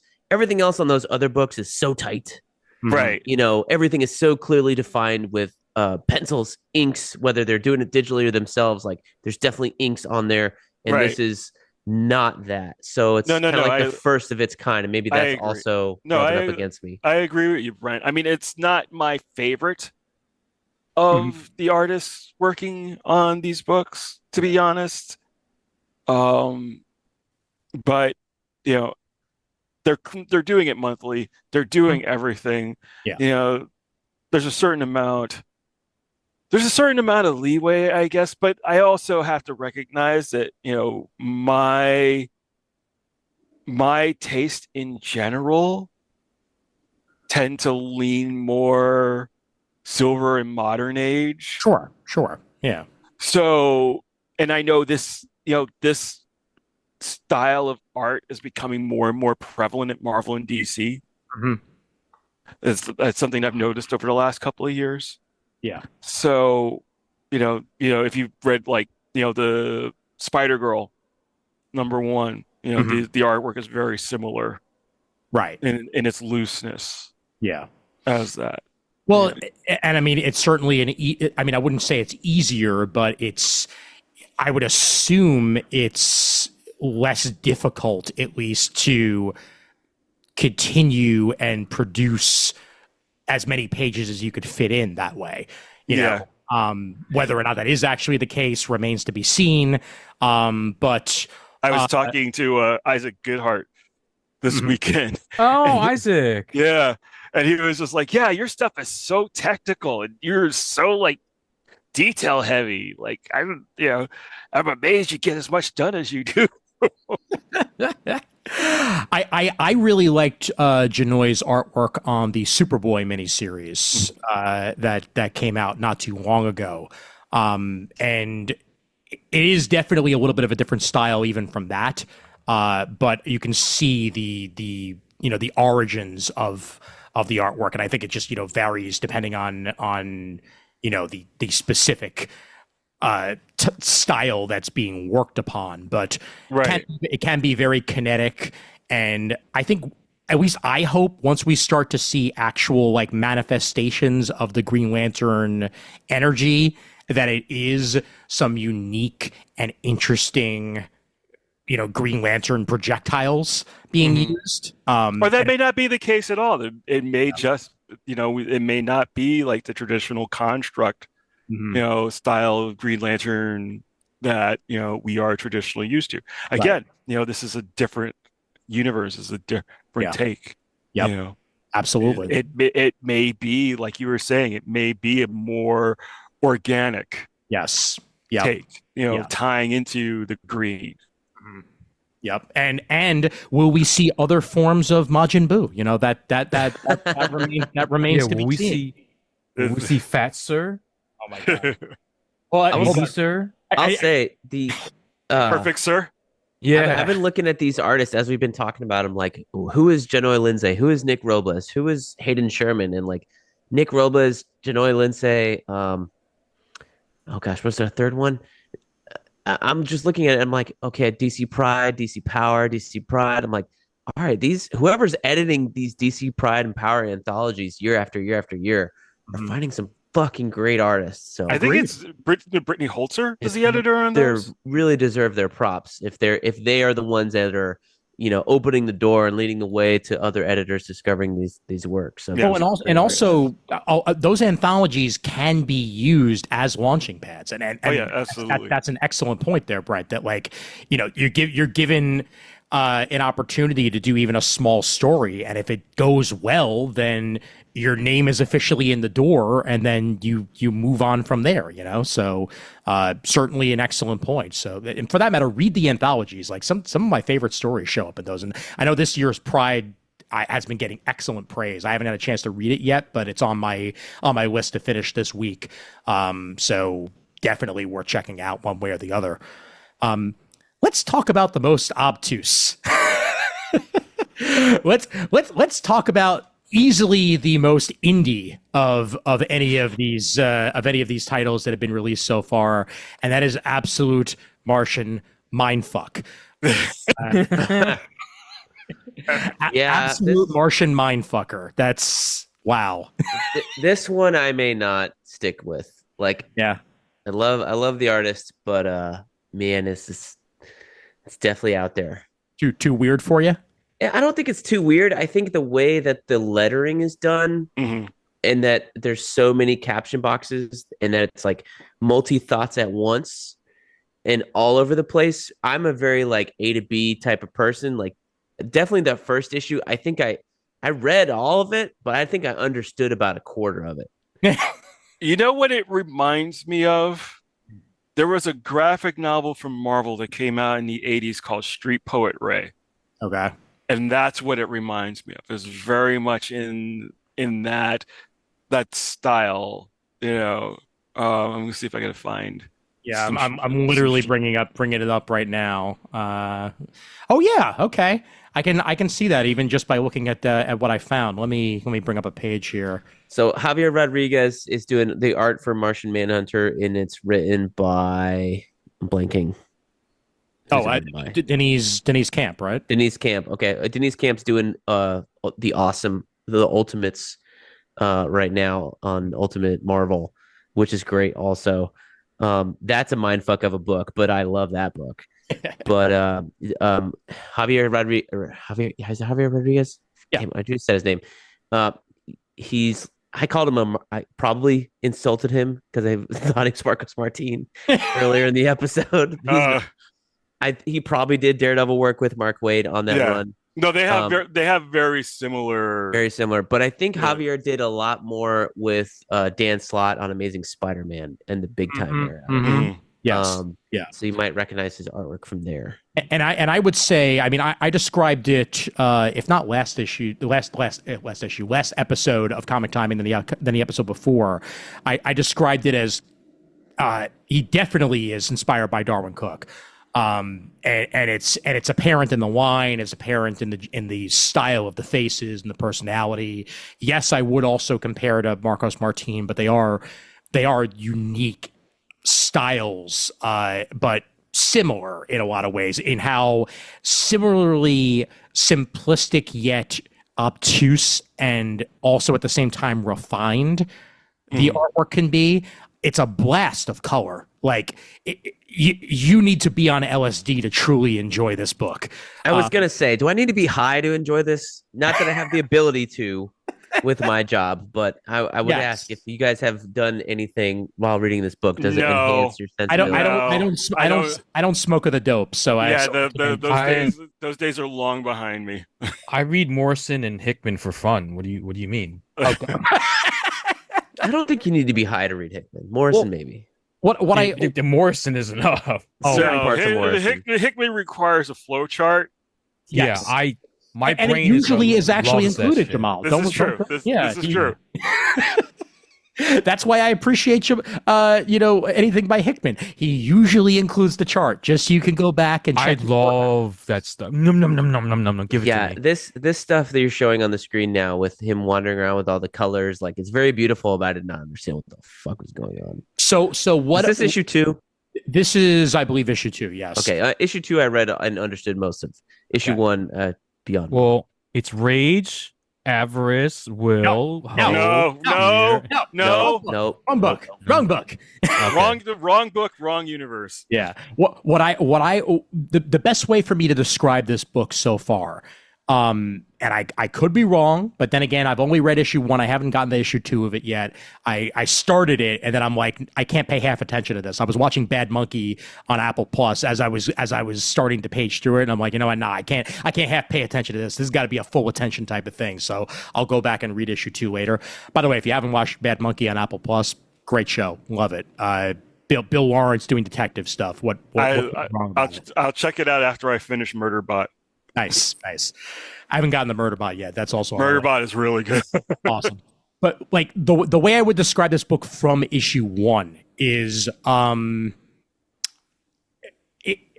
have been many times where a setup has been character has either an accident or amnesia, doesn't truly understand that they are that character, and then has to kind of work their way forward and back at the same time to then become that character again.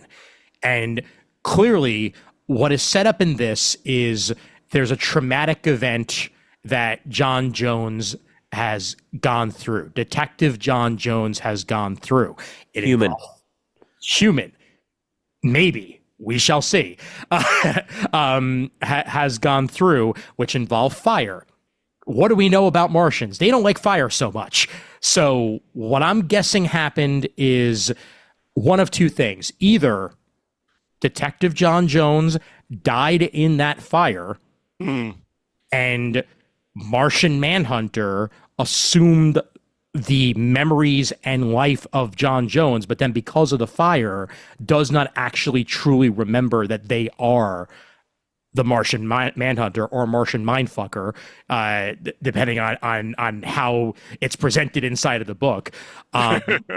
Or scenario 2, because of the traumatic event that occurred, Martian Manhunter literally does not remember that they are Martian Manhunter, and firmly believes, because they were found in that way, that they are human being John Jones and always has been human being John Jones, but the mind and thoughts of everyone around them are starting to bleed through, which then leads to a manifestation of the Martian and being like, oh yeah, this you too. You dealing with this. You dealing with this now.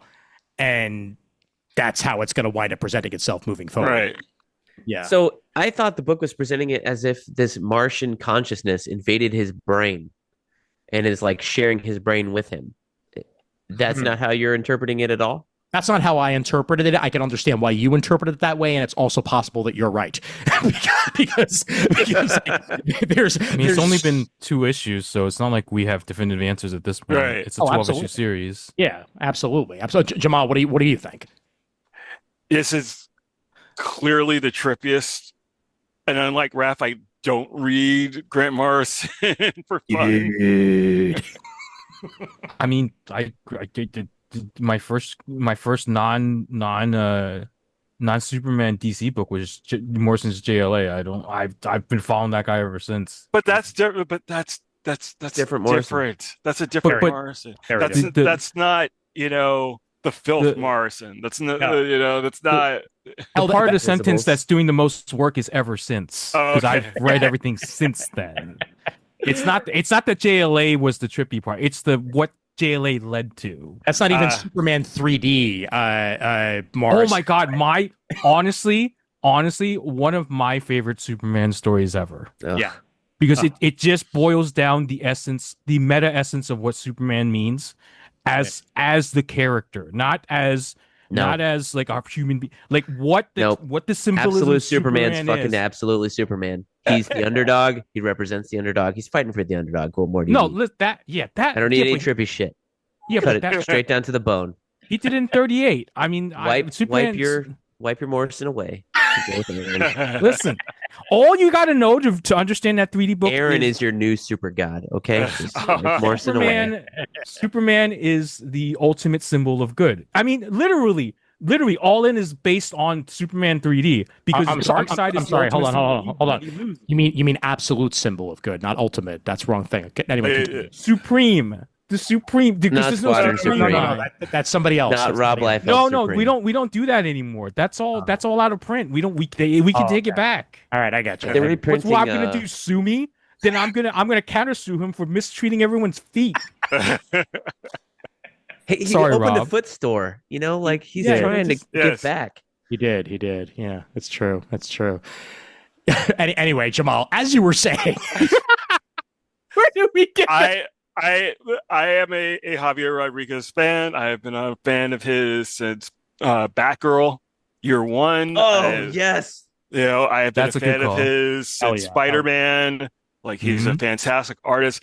Again, like everybody involved with these books artistically have all sort of leveled up in one way or another, and I feel like this is more of an offshoot because he did a series called The Private Eye, which was released primarily digitally and then collected.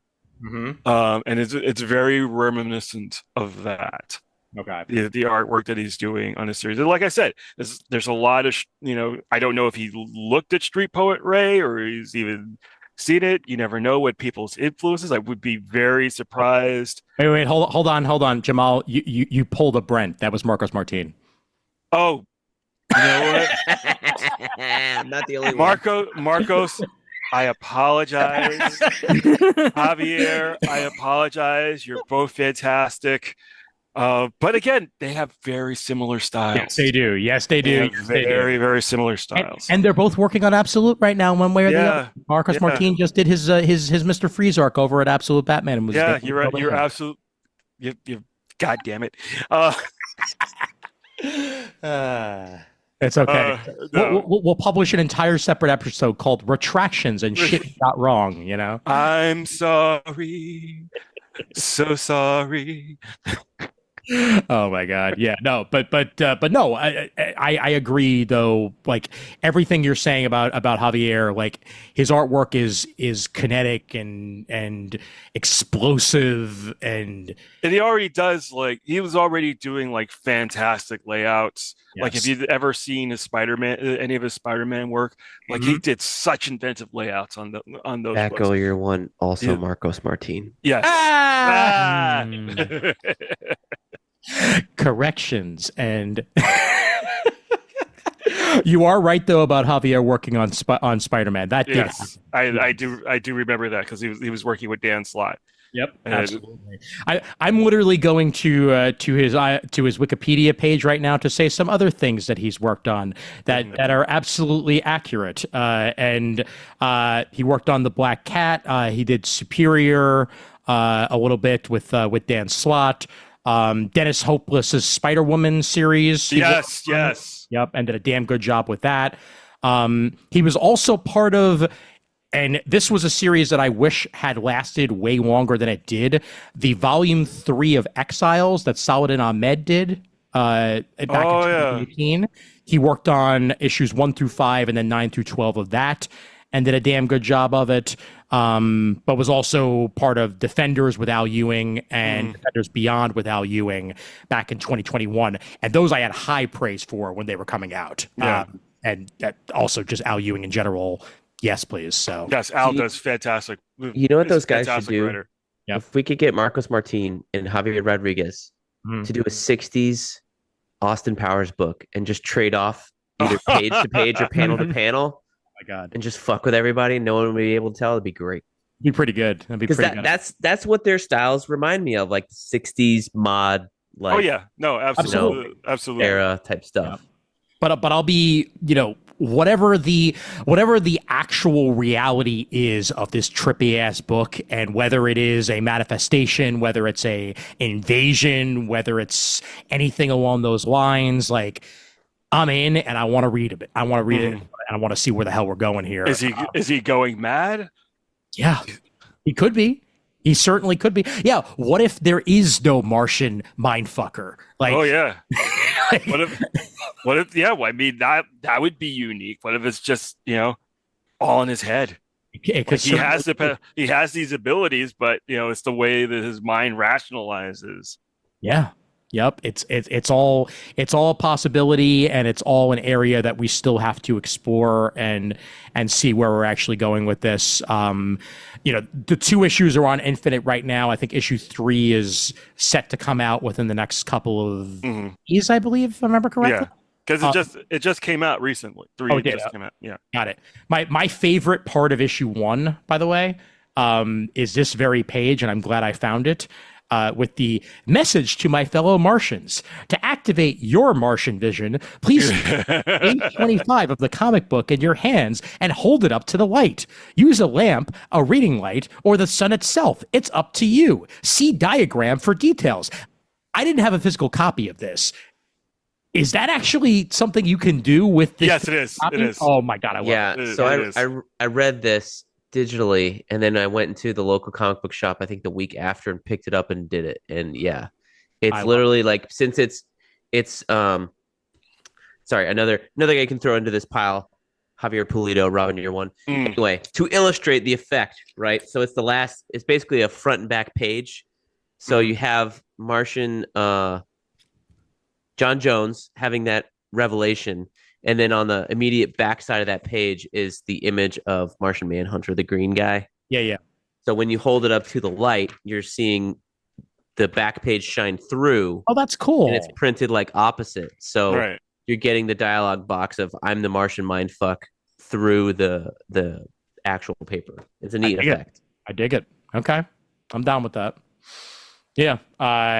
I'll continue reading it, and if by issue 6 I have no idea what's going on, then I might stop. But for now, I'm entirely in, and maybe that's going to be my like 12 a.m., 1 a.m. read when like I'm slightly drifting off and I'm nice headspace where I don't even really know where I am. That's going to be a perfect thing to read at that point in my life. Now I really want to read this. I regret not getting it. Read it, dude. Yeah, you should check if you get a chance, Raph. You should check it out. Yeah, I'm so behind on it. I don't even. I understand. So here's an important question to everyone on this call. Now that we've discussed all the absolutes that have come out, I may ask us to rank after I ask this question, but what do you want to see come next? What absolute title and perhaps what even creator would you like to see? Because nothing's been announced past this as of now. Right. But what characters would you like to see as your next like 2 or 3 absolute books that haven't been announced yet? I got one. Yeah, what do you got? I want to pitch this one to the artist of the wrong earth. Okay. in the Dragonfly Man style. Uh-huh. Absolute Blue Beetle and Booster Gold. Ooh. Oh, Ooh. that would be so cool. Like it could be both. It could be one, the other. I don't Yeah. care. But that's the style that I'd be like, that's what I want. But you're talking Booster. But I don't know and, if Jamal wants to continue drawing in that style. He could level up and do something completely different. We don't know. I would have to think about it. I think it would depend on the story that they would want to tell with the characters. But I could absolutely, Ian, I have a suggestion. Yes, Jamal. You need to put up a counter on how many times we've used the word absolute in this episode. Hey, you didn't see absolutely. First off, absolutely, I will do that. And two, I literally named the episode. The key art's made already. Absolutely, DC. So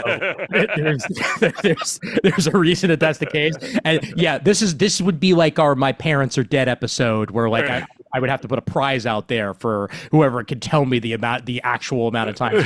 The answer is way too fucking much, but that's beside the point. So I got a pile of books I can give away if someone actually wants to count. Absolutely, we can do a giveaway. Absolutely, ultimately. So my choice, and this is actually something that I kind of pitched a little bit, not directly, just sort of like fucking around with people, and pitched Green Arrow. Okay. But my pitch for Green Arrow, and I don't know, my pitch for Green Arrow is, they're a team. They're eco-terrorists. Oh, that shit. Works. Okay.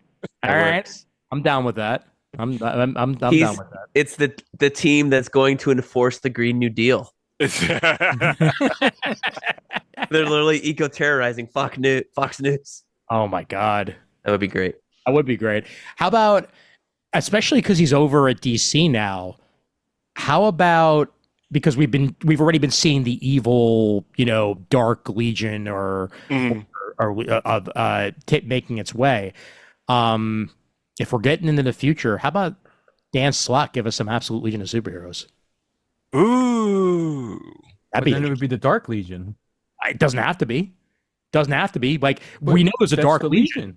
I know, but there could be another Legion. Like, it doesn't even have to be the characters that have been introduced to the Dark Legion so far, man. Like, every Dark has a light. There has to be characters in that future that either haven't been affected by Darkseid's effects or something along those lines. Like, I would think, like, in fact, you could even have Booster be the guy behind them if he's messing with it and still trying to find a way in this world that isn't his. Like, you could make it work. I think you can make it work. Like, have it literally be the Legion of like what is it? They always call like the B team of the Legion, like the Legion Substitute Heroes. The Legion of Substitute Heroes. Like, I almost said Legion of Substitute Podcasters, which is a thing. That's not the same thing though. No, but do check them out. They're an excellent podcast. But yeah, just have the Legion of Substitute Heroes wind up being the Legion of Superheroes in the Absolute world and make them actually badass. Like, why not? I think it could work. I'm trying to see that. Yeah, I'm trying to think about. I would want to see Dan Waters and Andre Bresson. Okay. From Birthright and Dark Ride with Josh Williamson. Yeah. Do either like Absolute Demon Knights with Shining Knight and what's his name, Etrigan. Okay. Or give him a Darkseid book and he could do the Parademons and shit. That'd be cool. Because he draws some really nice evil shit if you've read Birthright. Okay. All right. I've got which 3. not enough people have had. But I think 2 of them have been spoken about already. So Brent, when you said Blue Beetle, did you mean Ted Cord? I don't give a fuck. It's whatever what's his face over here wants to draw. I was gonna say a twisted take on Jaime Reyes, but so you already mentioned Blue Beetle, so I'll skip that one. Okay. The other 2 I thought of were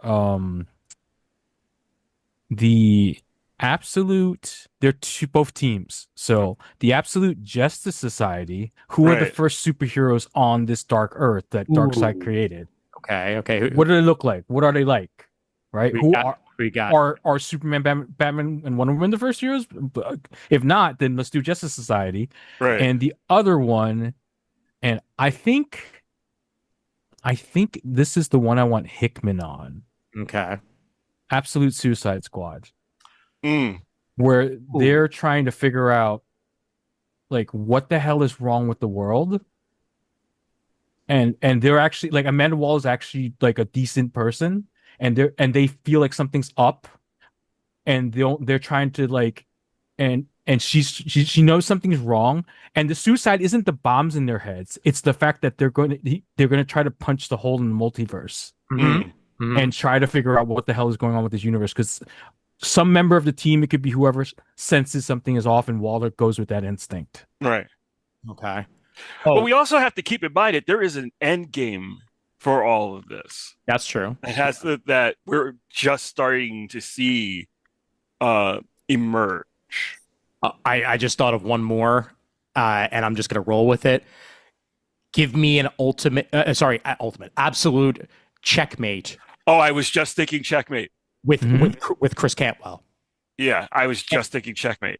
Cantwell would kick ass on a checkmate series, and we get Kafu on it. Kafu would be good. Kafu on it. I love Kafu him and would be Cantwell cool. on Iron Man. Oh yeah, absolutely. Yeah, I'd be down with that.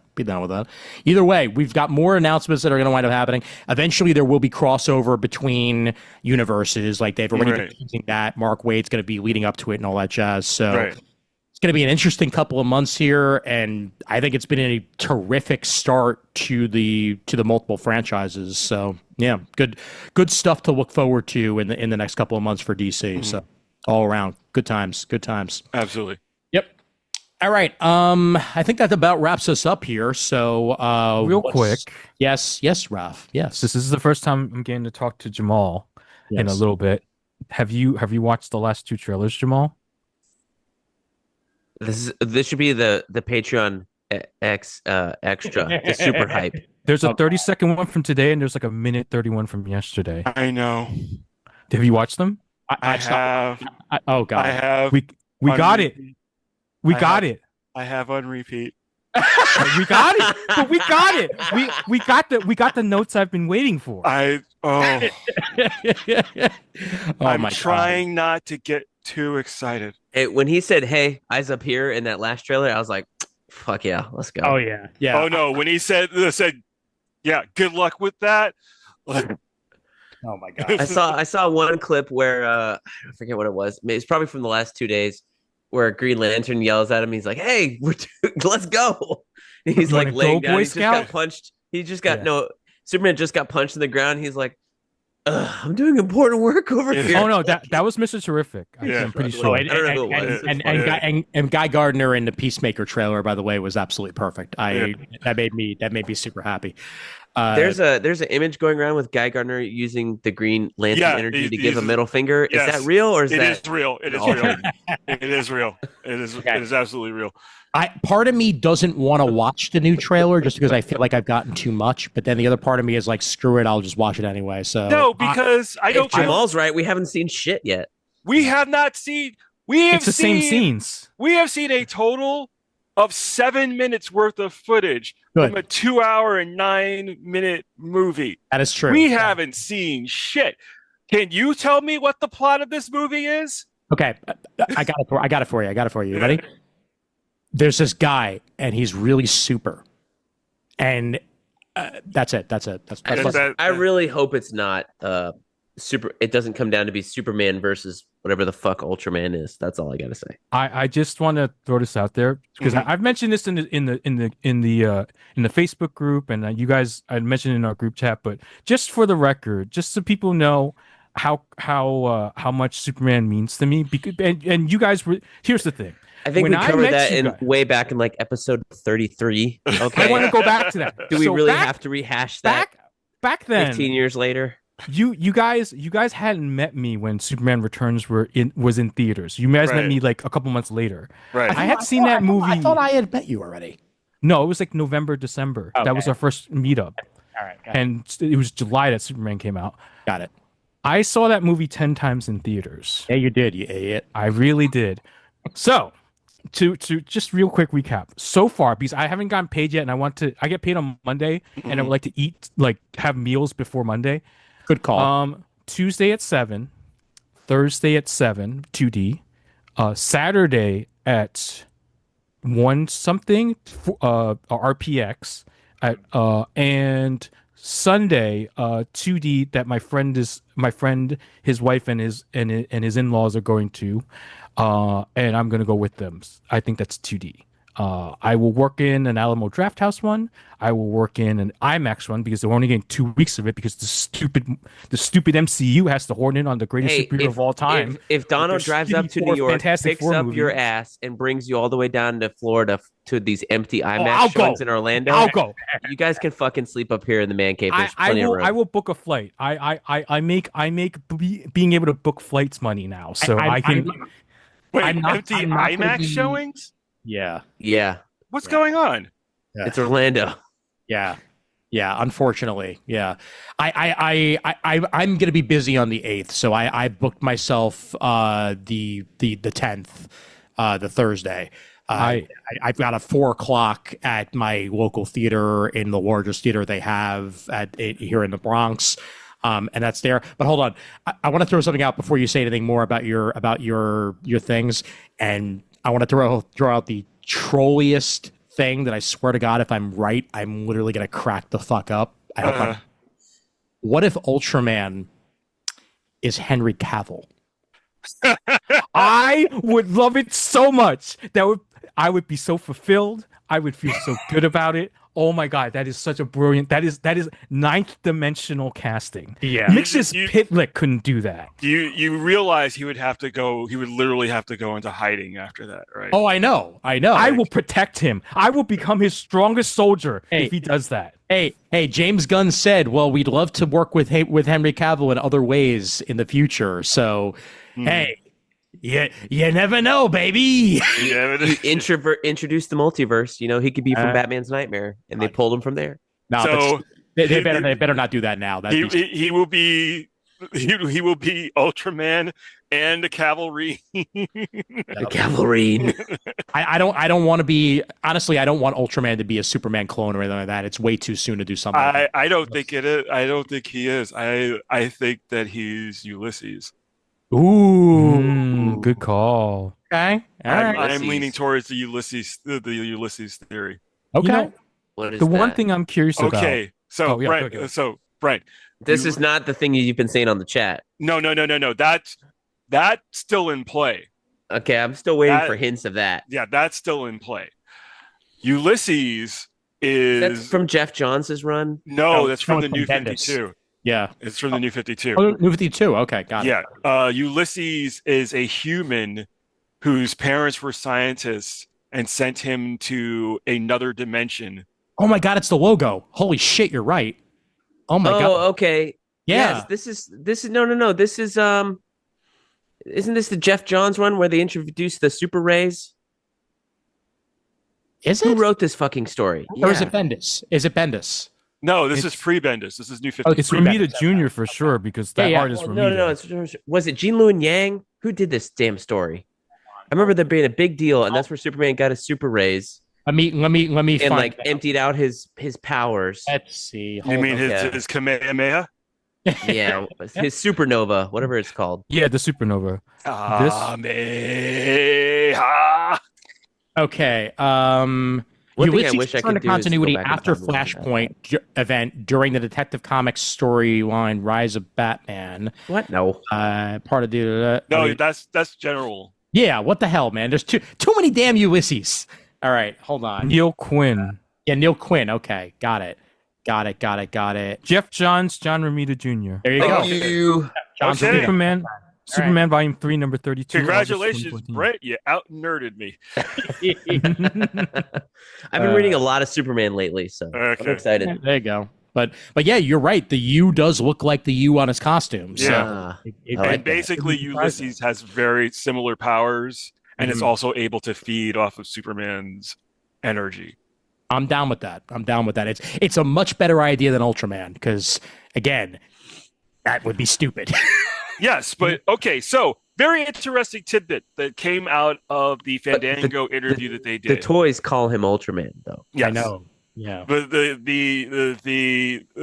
so Fandango did an interview with the cast and with James Gunn, and a very interesting tidbit that came out of that interview is that in this universe, superheroes have been around for 300 years. Okay. And Superman has been around for 3 years at the beginning of this movie. Dwayne Johnson could still have a job. That means that that's true. That's true. Yeah. But then that sets up the recently announced, as of yesterday or yesterday or this morning. No, this morning they announced that they're doing Mr. Miracle. No, Mr. Miracle. They're doing Mr. Miracle as an animated series, adult animated series. Yeah, for HBO Max. But yesterday, amongst the hype for the trailer, they announced that they are writing a script for Wonder Woman. Yes, I did hear about. I remember that. Mm-hmm. Yeah. So then, and this is partially the setup by Paradise Lost is what they're calling. Yeah, if it comes out. Yeah, if it comes out, they may change their mind, but that's basically the idea. So we're setting up that we're setting up the Justice Society. We're setting up the Forgotten Heroes. We're setting up the Fourth World. We're getting what we want.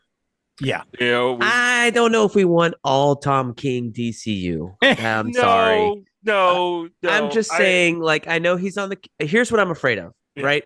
The last version of DCEU was all Jeff Johns. Aquaman, fuck you, Peter David. We're gonna pull the Jeff Johns story. Right. Superman, it's whatever Jeff Johns wanted it to be. Or, I don't know, David Goyer. But it was a lot of Jeff Johns gestated stuff in the DCEU, or stuff that was announced that was gonna come was coming from the Jeff Johns library. As much as I like most of that, it was kind of same. What I like so far about this part is that James Gunn, even if he's written the only one thing's come out, but Creature Commandos, James Gunn's pulling from a lot of different sources. So as long as they're pulling from a lot of different sources and not just, since Tom King's on here, he's like, here's my book. Because we already got Woman of Tomorrow coming. That's fine. Right. Mr. Miracle is a great story. I'm fine with that. But okay, give it a rest and let's highlight some other influences here. I agree. Superman has, from what I can, obviously All-Star is a big influence. Mm-hmm. There's elements from the 7 minutes that we got. There might be some sort of elite angle here because they because of the inclusion of the engineer. Oh yeah, no, there's definitely that. There's a lot of Justice League International. Yeah, because you've got the JLI team. Right. Oh no, it's JG. Yeah, the Justice Gang. That's what Gardner wants to call him. Yeah. I don't think that's a good idea. No. Nathan Fillion, perfect Guy Gardner. He is. Did not see it before, but in that one little snippet, where he's like, I hope he shows up on the Green Lantern show. By the way. No, he's already filmed the scene. Yeah, he's filmed it. Thank you. Yeah, he's already filmed it. He's already shot his scenes. Yes. So yeah, I'm excited for that Aaron Pierre guy to have a breakthrough with that show.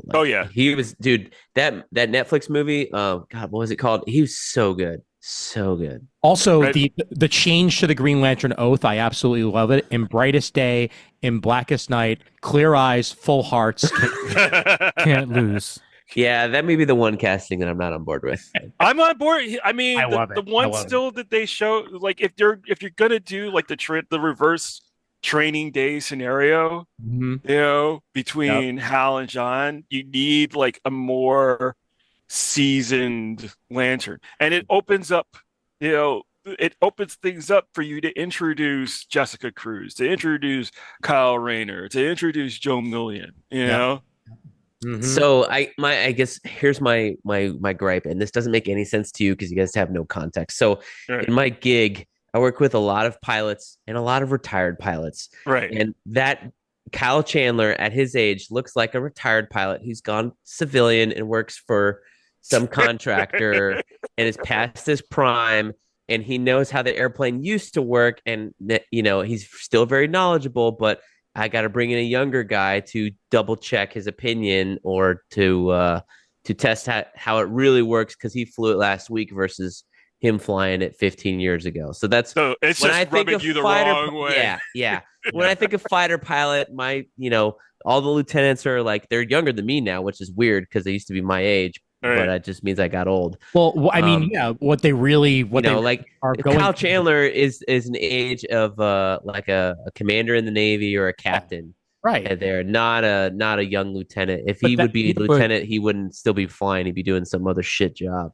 This is pre Parallax Hal though, which makes sense because he's got the gray on his temples, and not to mention he's a test pilot for Ferris. He's not in the military anymore.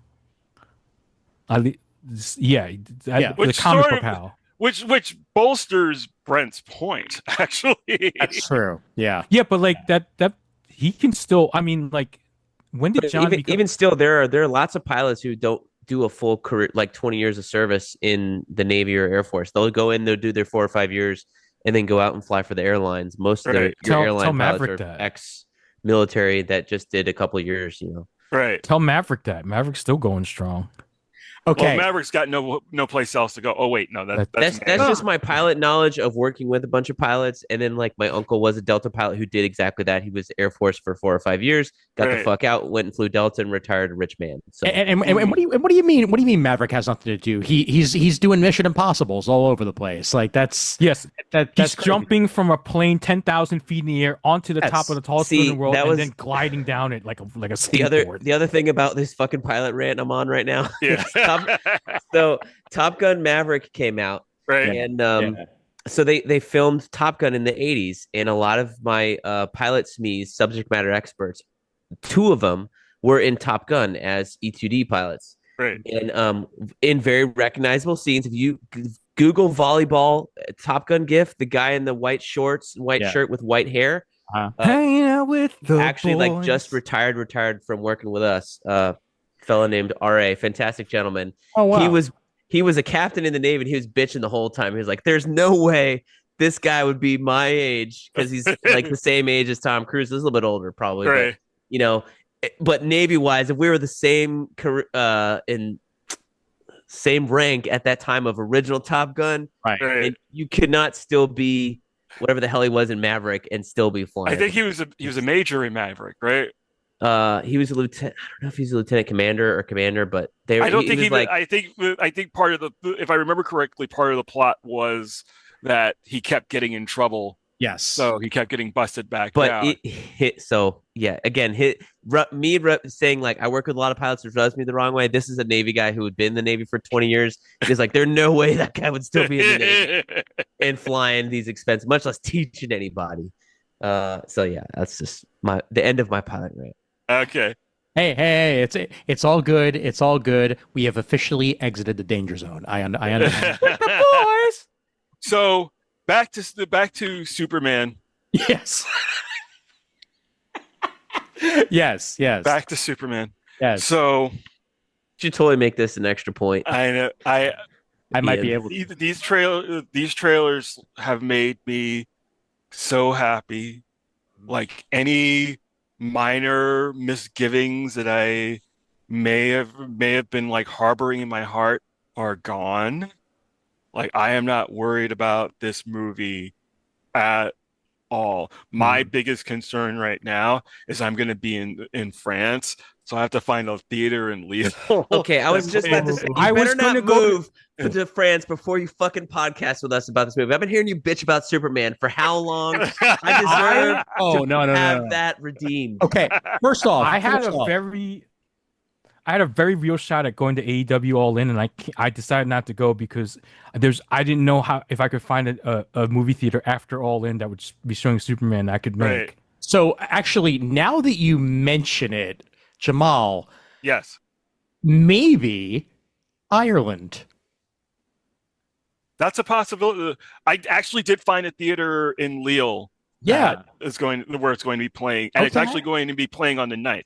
But you and I need to talk because somebody recommended a restaurant to me that we have to go to. All right, so excellent. We're making that happen. We'll talk about that off air. But no, like one of my favorite things to do is to go to a movie theater in a country that I don't actually live in. Oh yeah. And I didn't get to do it. I didn't get to do it in Japan because there was nothing playing that I wanted to do. I saw the last Hunger Games movie in London the first time I was in London. And I didn't get a chance to do that the last time I was there in London, but if we could just do it in Ireland, I mean, we could totally do it. We could absolutely do it. Yep. Not as long as it doesn't sacrifice doing actual things in Ireland, then yes, we're going. Right. All right. I think this episode needs to wrap. We're approaching 3 hours, and that was an excellent capper. So, let's go ahead and let everybody know where they can be found in various locations and shit like that. And Jamal, start off with you. Okay, I can be found at my website, which is jamaligle.com. I can also be found on Facebook, Blue Sky. I'm on Instagram as Jamal Igle Comics. Excellent. And Mr. Casina, what's upcoming on the BK's Bullets? BK's Bullets, we're in the summer of Superman. So we just finished reading the new Krypton sagas. Jamal's works featured in that episode. Talk about him a little bit. And then I have actually got the hardcovers of Last Stand in New Krypton, which Jamal is all over the place. And then we have War of the Supermen coming next week. That video will be out, and Jamal also drew an issue of that also. So there you go. Excellent. And Raph, where can they find you? I'm at Raph Does Stuff on Facebook, Twitter still because I hate myself, Blue Ski, Instagram. I stream sometimes on Twitch, usually on Saturdays. Also, Raph Does Stuff. And I am close to getting a Substack made. I will be doing editorials and reviews probably there. And maybe in the distant future, maybe not that distant, I will do some serialized writing. Nice. That you can subscribe to and see what kind of crazy shit comes out of my head after saying that Hickman and Morrison are my inspirations. Well, lots of charts, friends. if you want to share any of that with the Comic Timing patrons as well, feel free. I may give the patrons the early access. There you go. That'll work. That'll work nicely. Yep. So add to the multitude of articles that Chris has been making for the Patreon of late. So yeah, I've got some ideas rolling in my head because Superman. Oh, and I might not be doing too much because the next 3 weeks or so I'm going to be planning Superman's viewings, and then the 2 to 3 weeks after that I'll be at Superman viewings. So I don't know how much writing I'll get done. That's perfectly fair. Okay, so I'm going back into our archives real quick. I want to bring up our multiple conversations that have happened.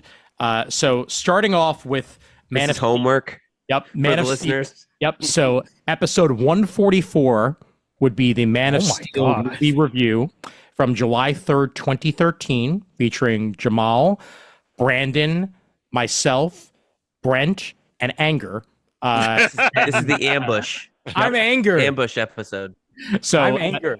That can be found, once again, episode 144. You can search the Comic Timing website for it. It may still be in the feed theoretically, but if not, that's a great place to put it. I'm also going to post these on the Comic Timing fan group this week as well, just to brush up.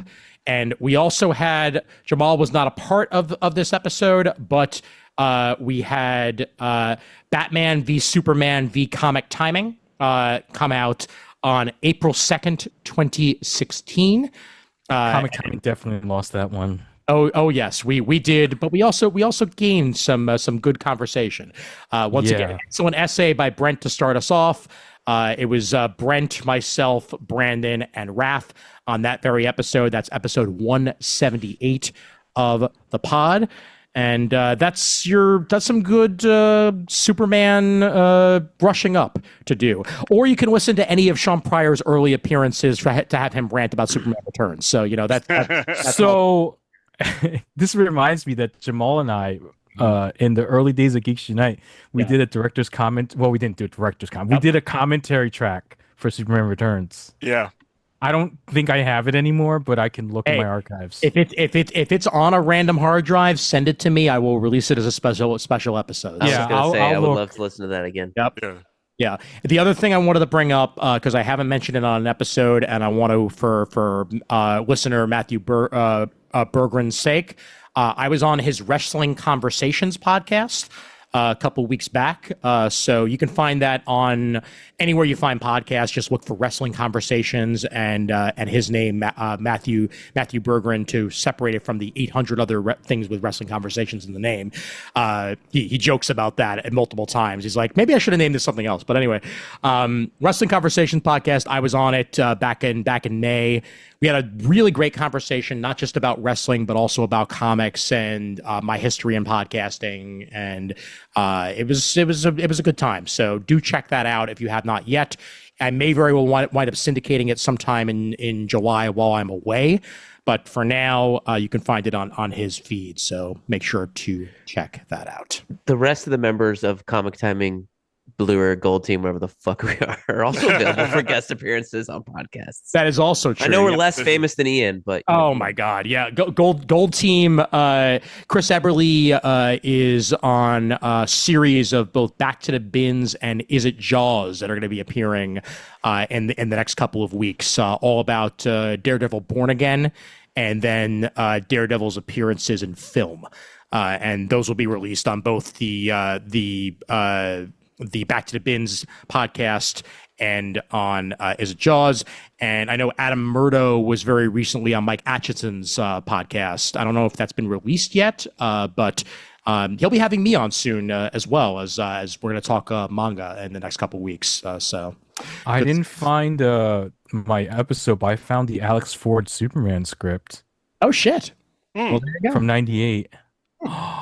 I used to read this all the time when I was a teenager. Post it into the Comic Timing fan group so that people can see what that was all about. But all right, I want to listen to that Justice League Mortal audio drama. Ooh, listen to that, and then I could review it. That'd be fun. Yeah, and I think the videos are still on YouTube to go along with it. I'm sorry, not Justice League Mortal. I'm thinking of the frickin' Bruce Timm alternate reality Justice League thing that I think also had like audio dramas attached to it. You remember? You know what I'm talking about? There was a Justice League Monsters animated movie. No, that's not what I'm thinking about. It was a Machinima thing a couple of years ago. I know what you're talking about. Yeah, hold on. Let me see. Justice League. If anybody is Justice League Gods and Monsters. Justice League Gods and Monsters. That's what I'm thinking of. Yeah, it's an animated movie. Yes, it is. You're right. Yeah. Okay. Yeah, I have that one. I didn't think that one was so good. That's another vampire Batman. Also, another good Superman thing to watch that's not really out there. Super/Man on the Christopher Reeve doc. Yes, We'll Cry. It is beautiful. Yeah, I haven't watched that yet, but it's on my list. We'll throw out Whatever Happened to Superman Lives. Excellent. Excellent. Yeah, and unfortunately, the man who made that documentary has since passed. Yes, so, I have a signed copy of it from him. Oh, nice. Yes. Let me see. Superman Lives.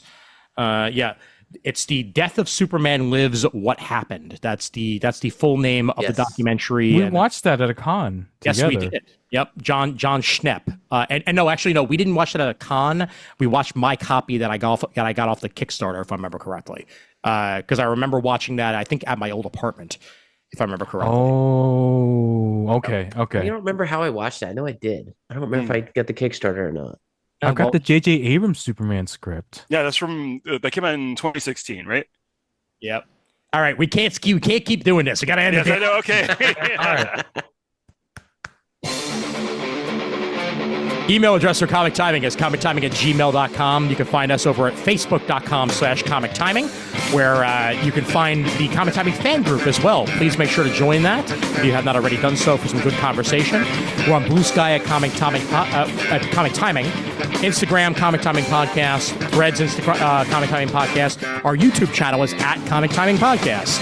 We've gotten a bunch more people joining that. We're over the 150 person mark at this point, so Do subscribe if you have not done so already. And otherwise, comictiming@gmail.com if you want to send us an email. And that's about does that for Jamal, for Brent, for Raph. Absolutely, there's always time for Absolutely Comics. Absolute, ultimate. Absolutely not. Web of. Web of.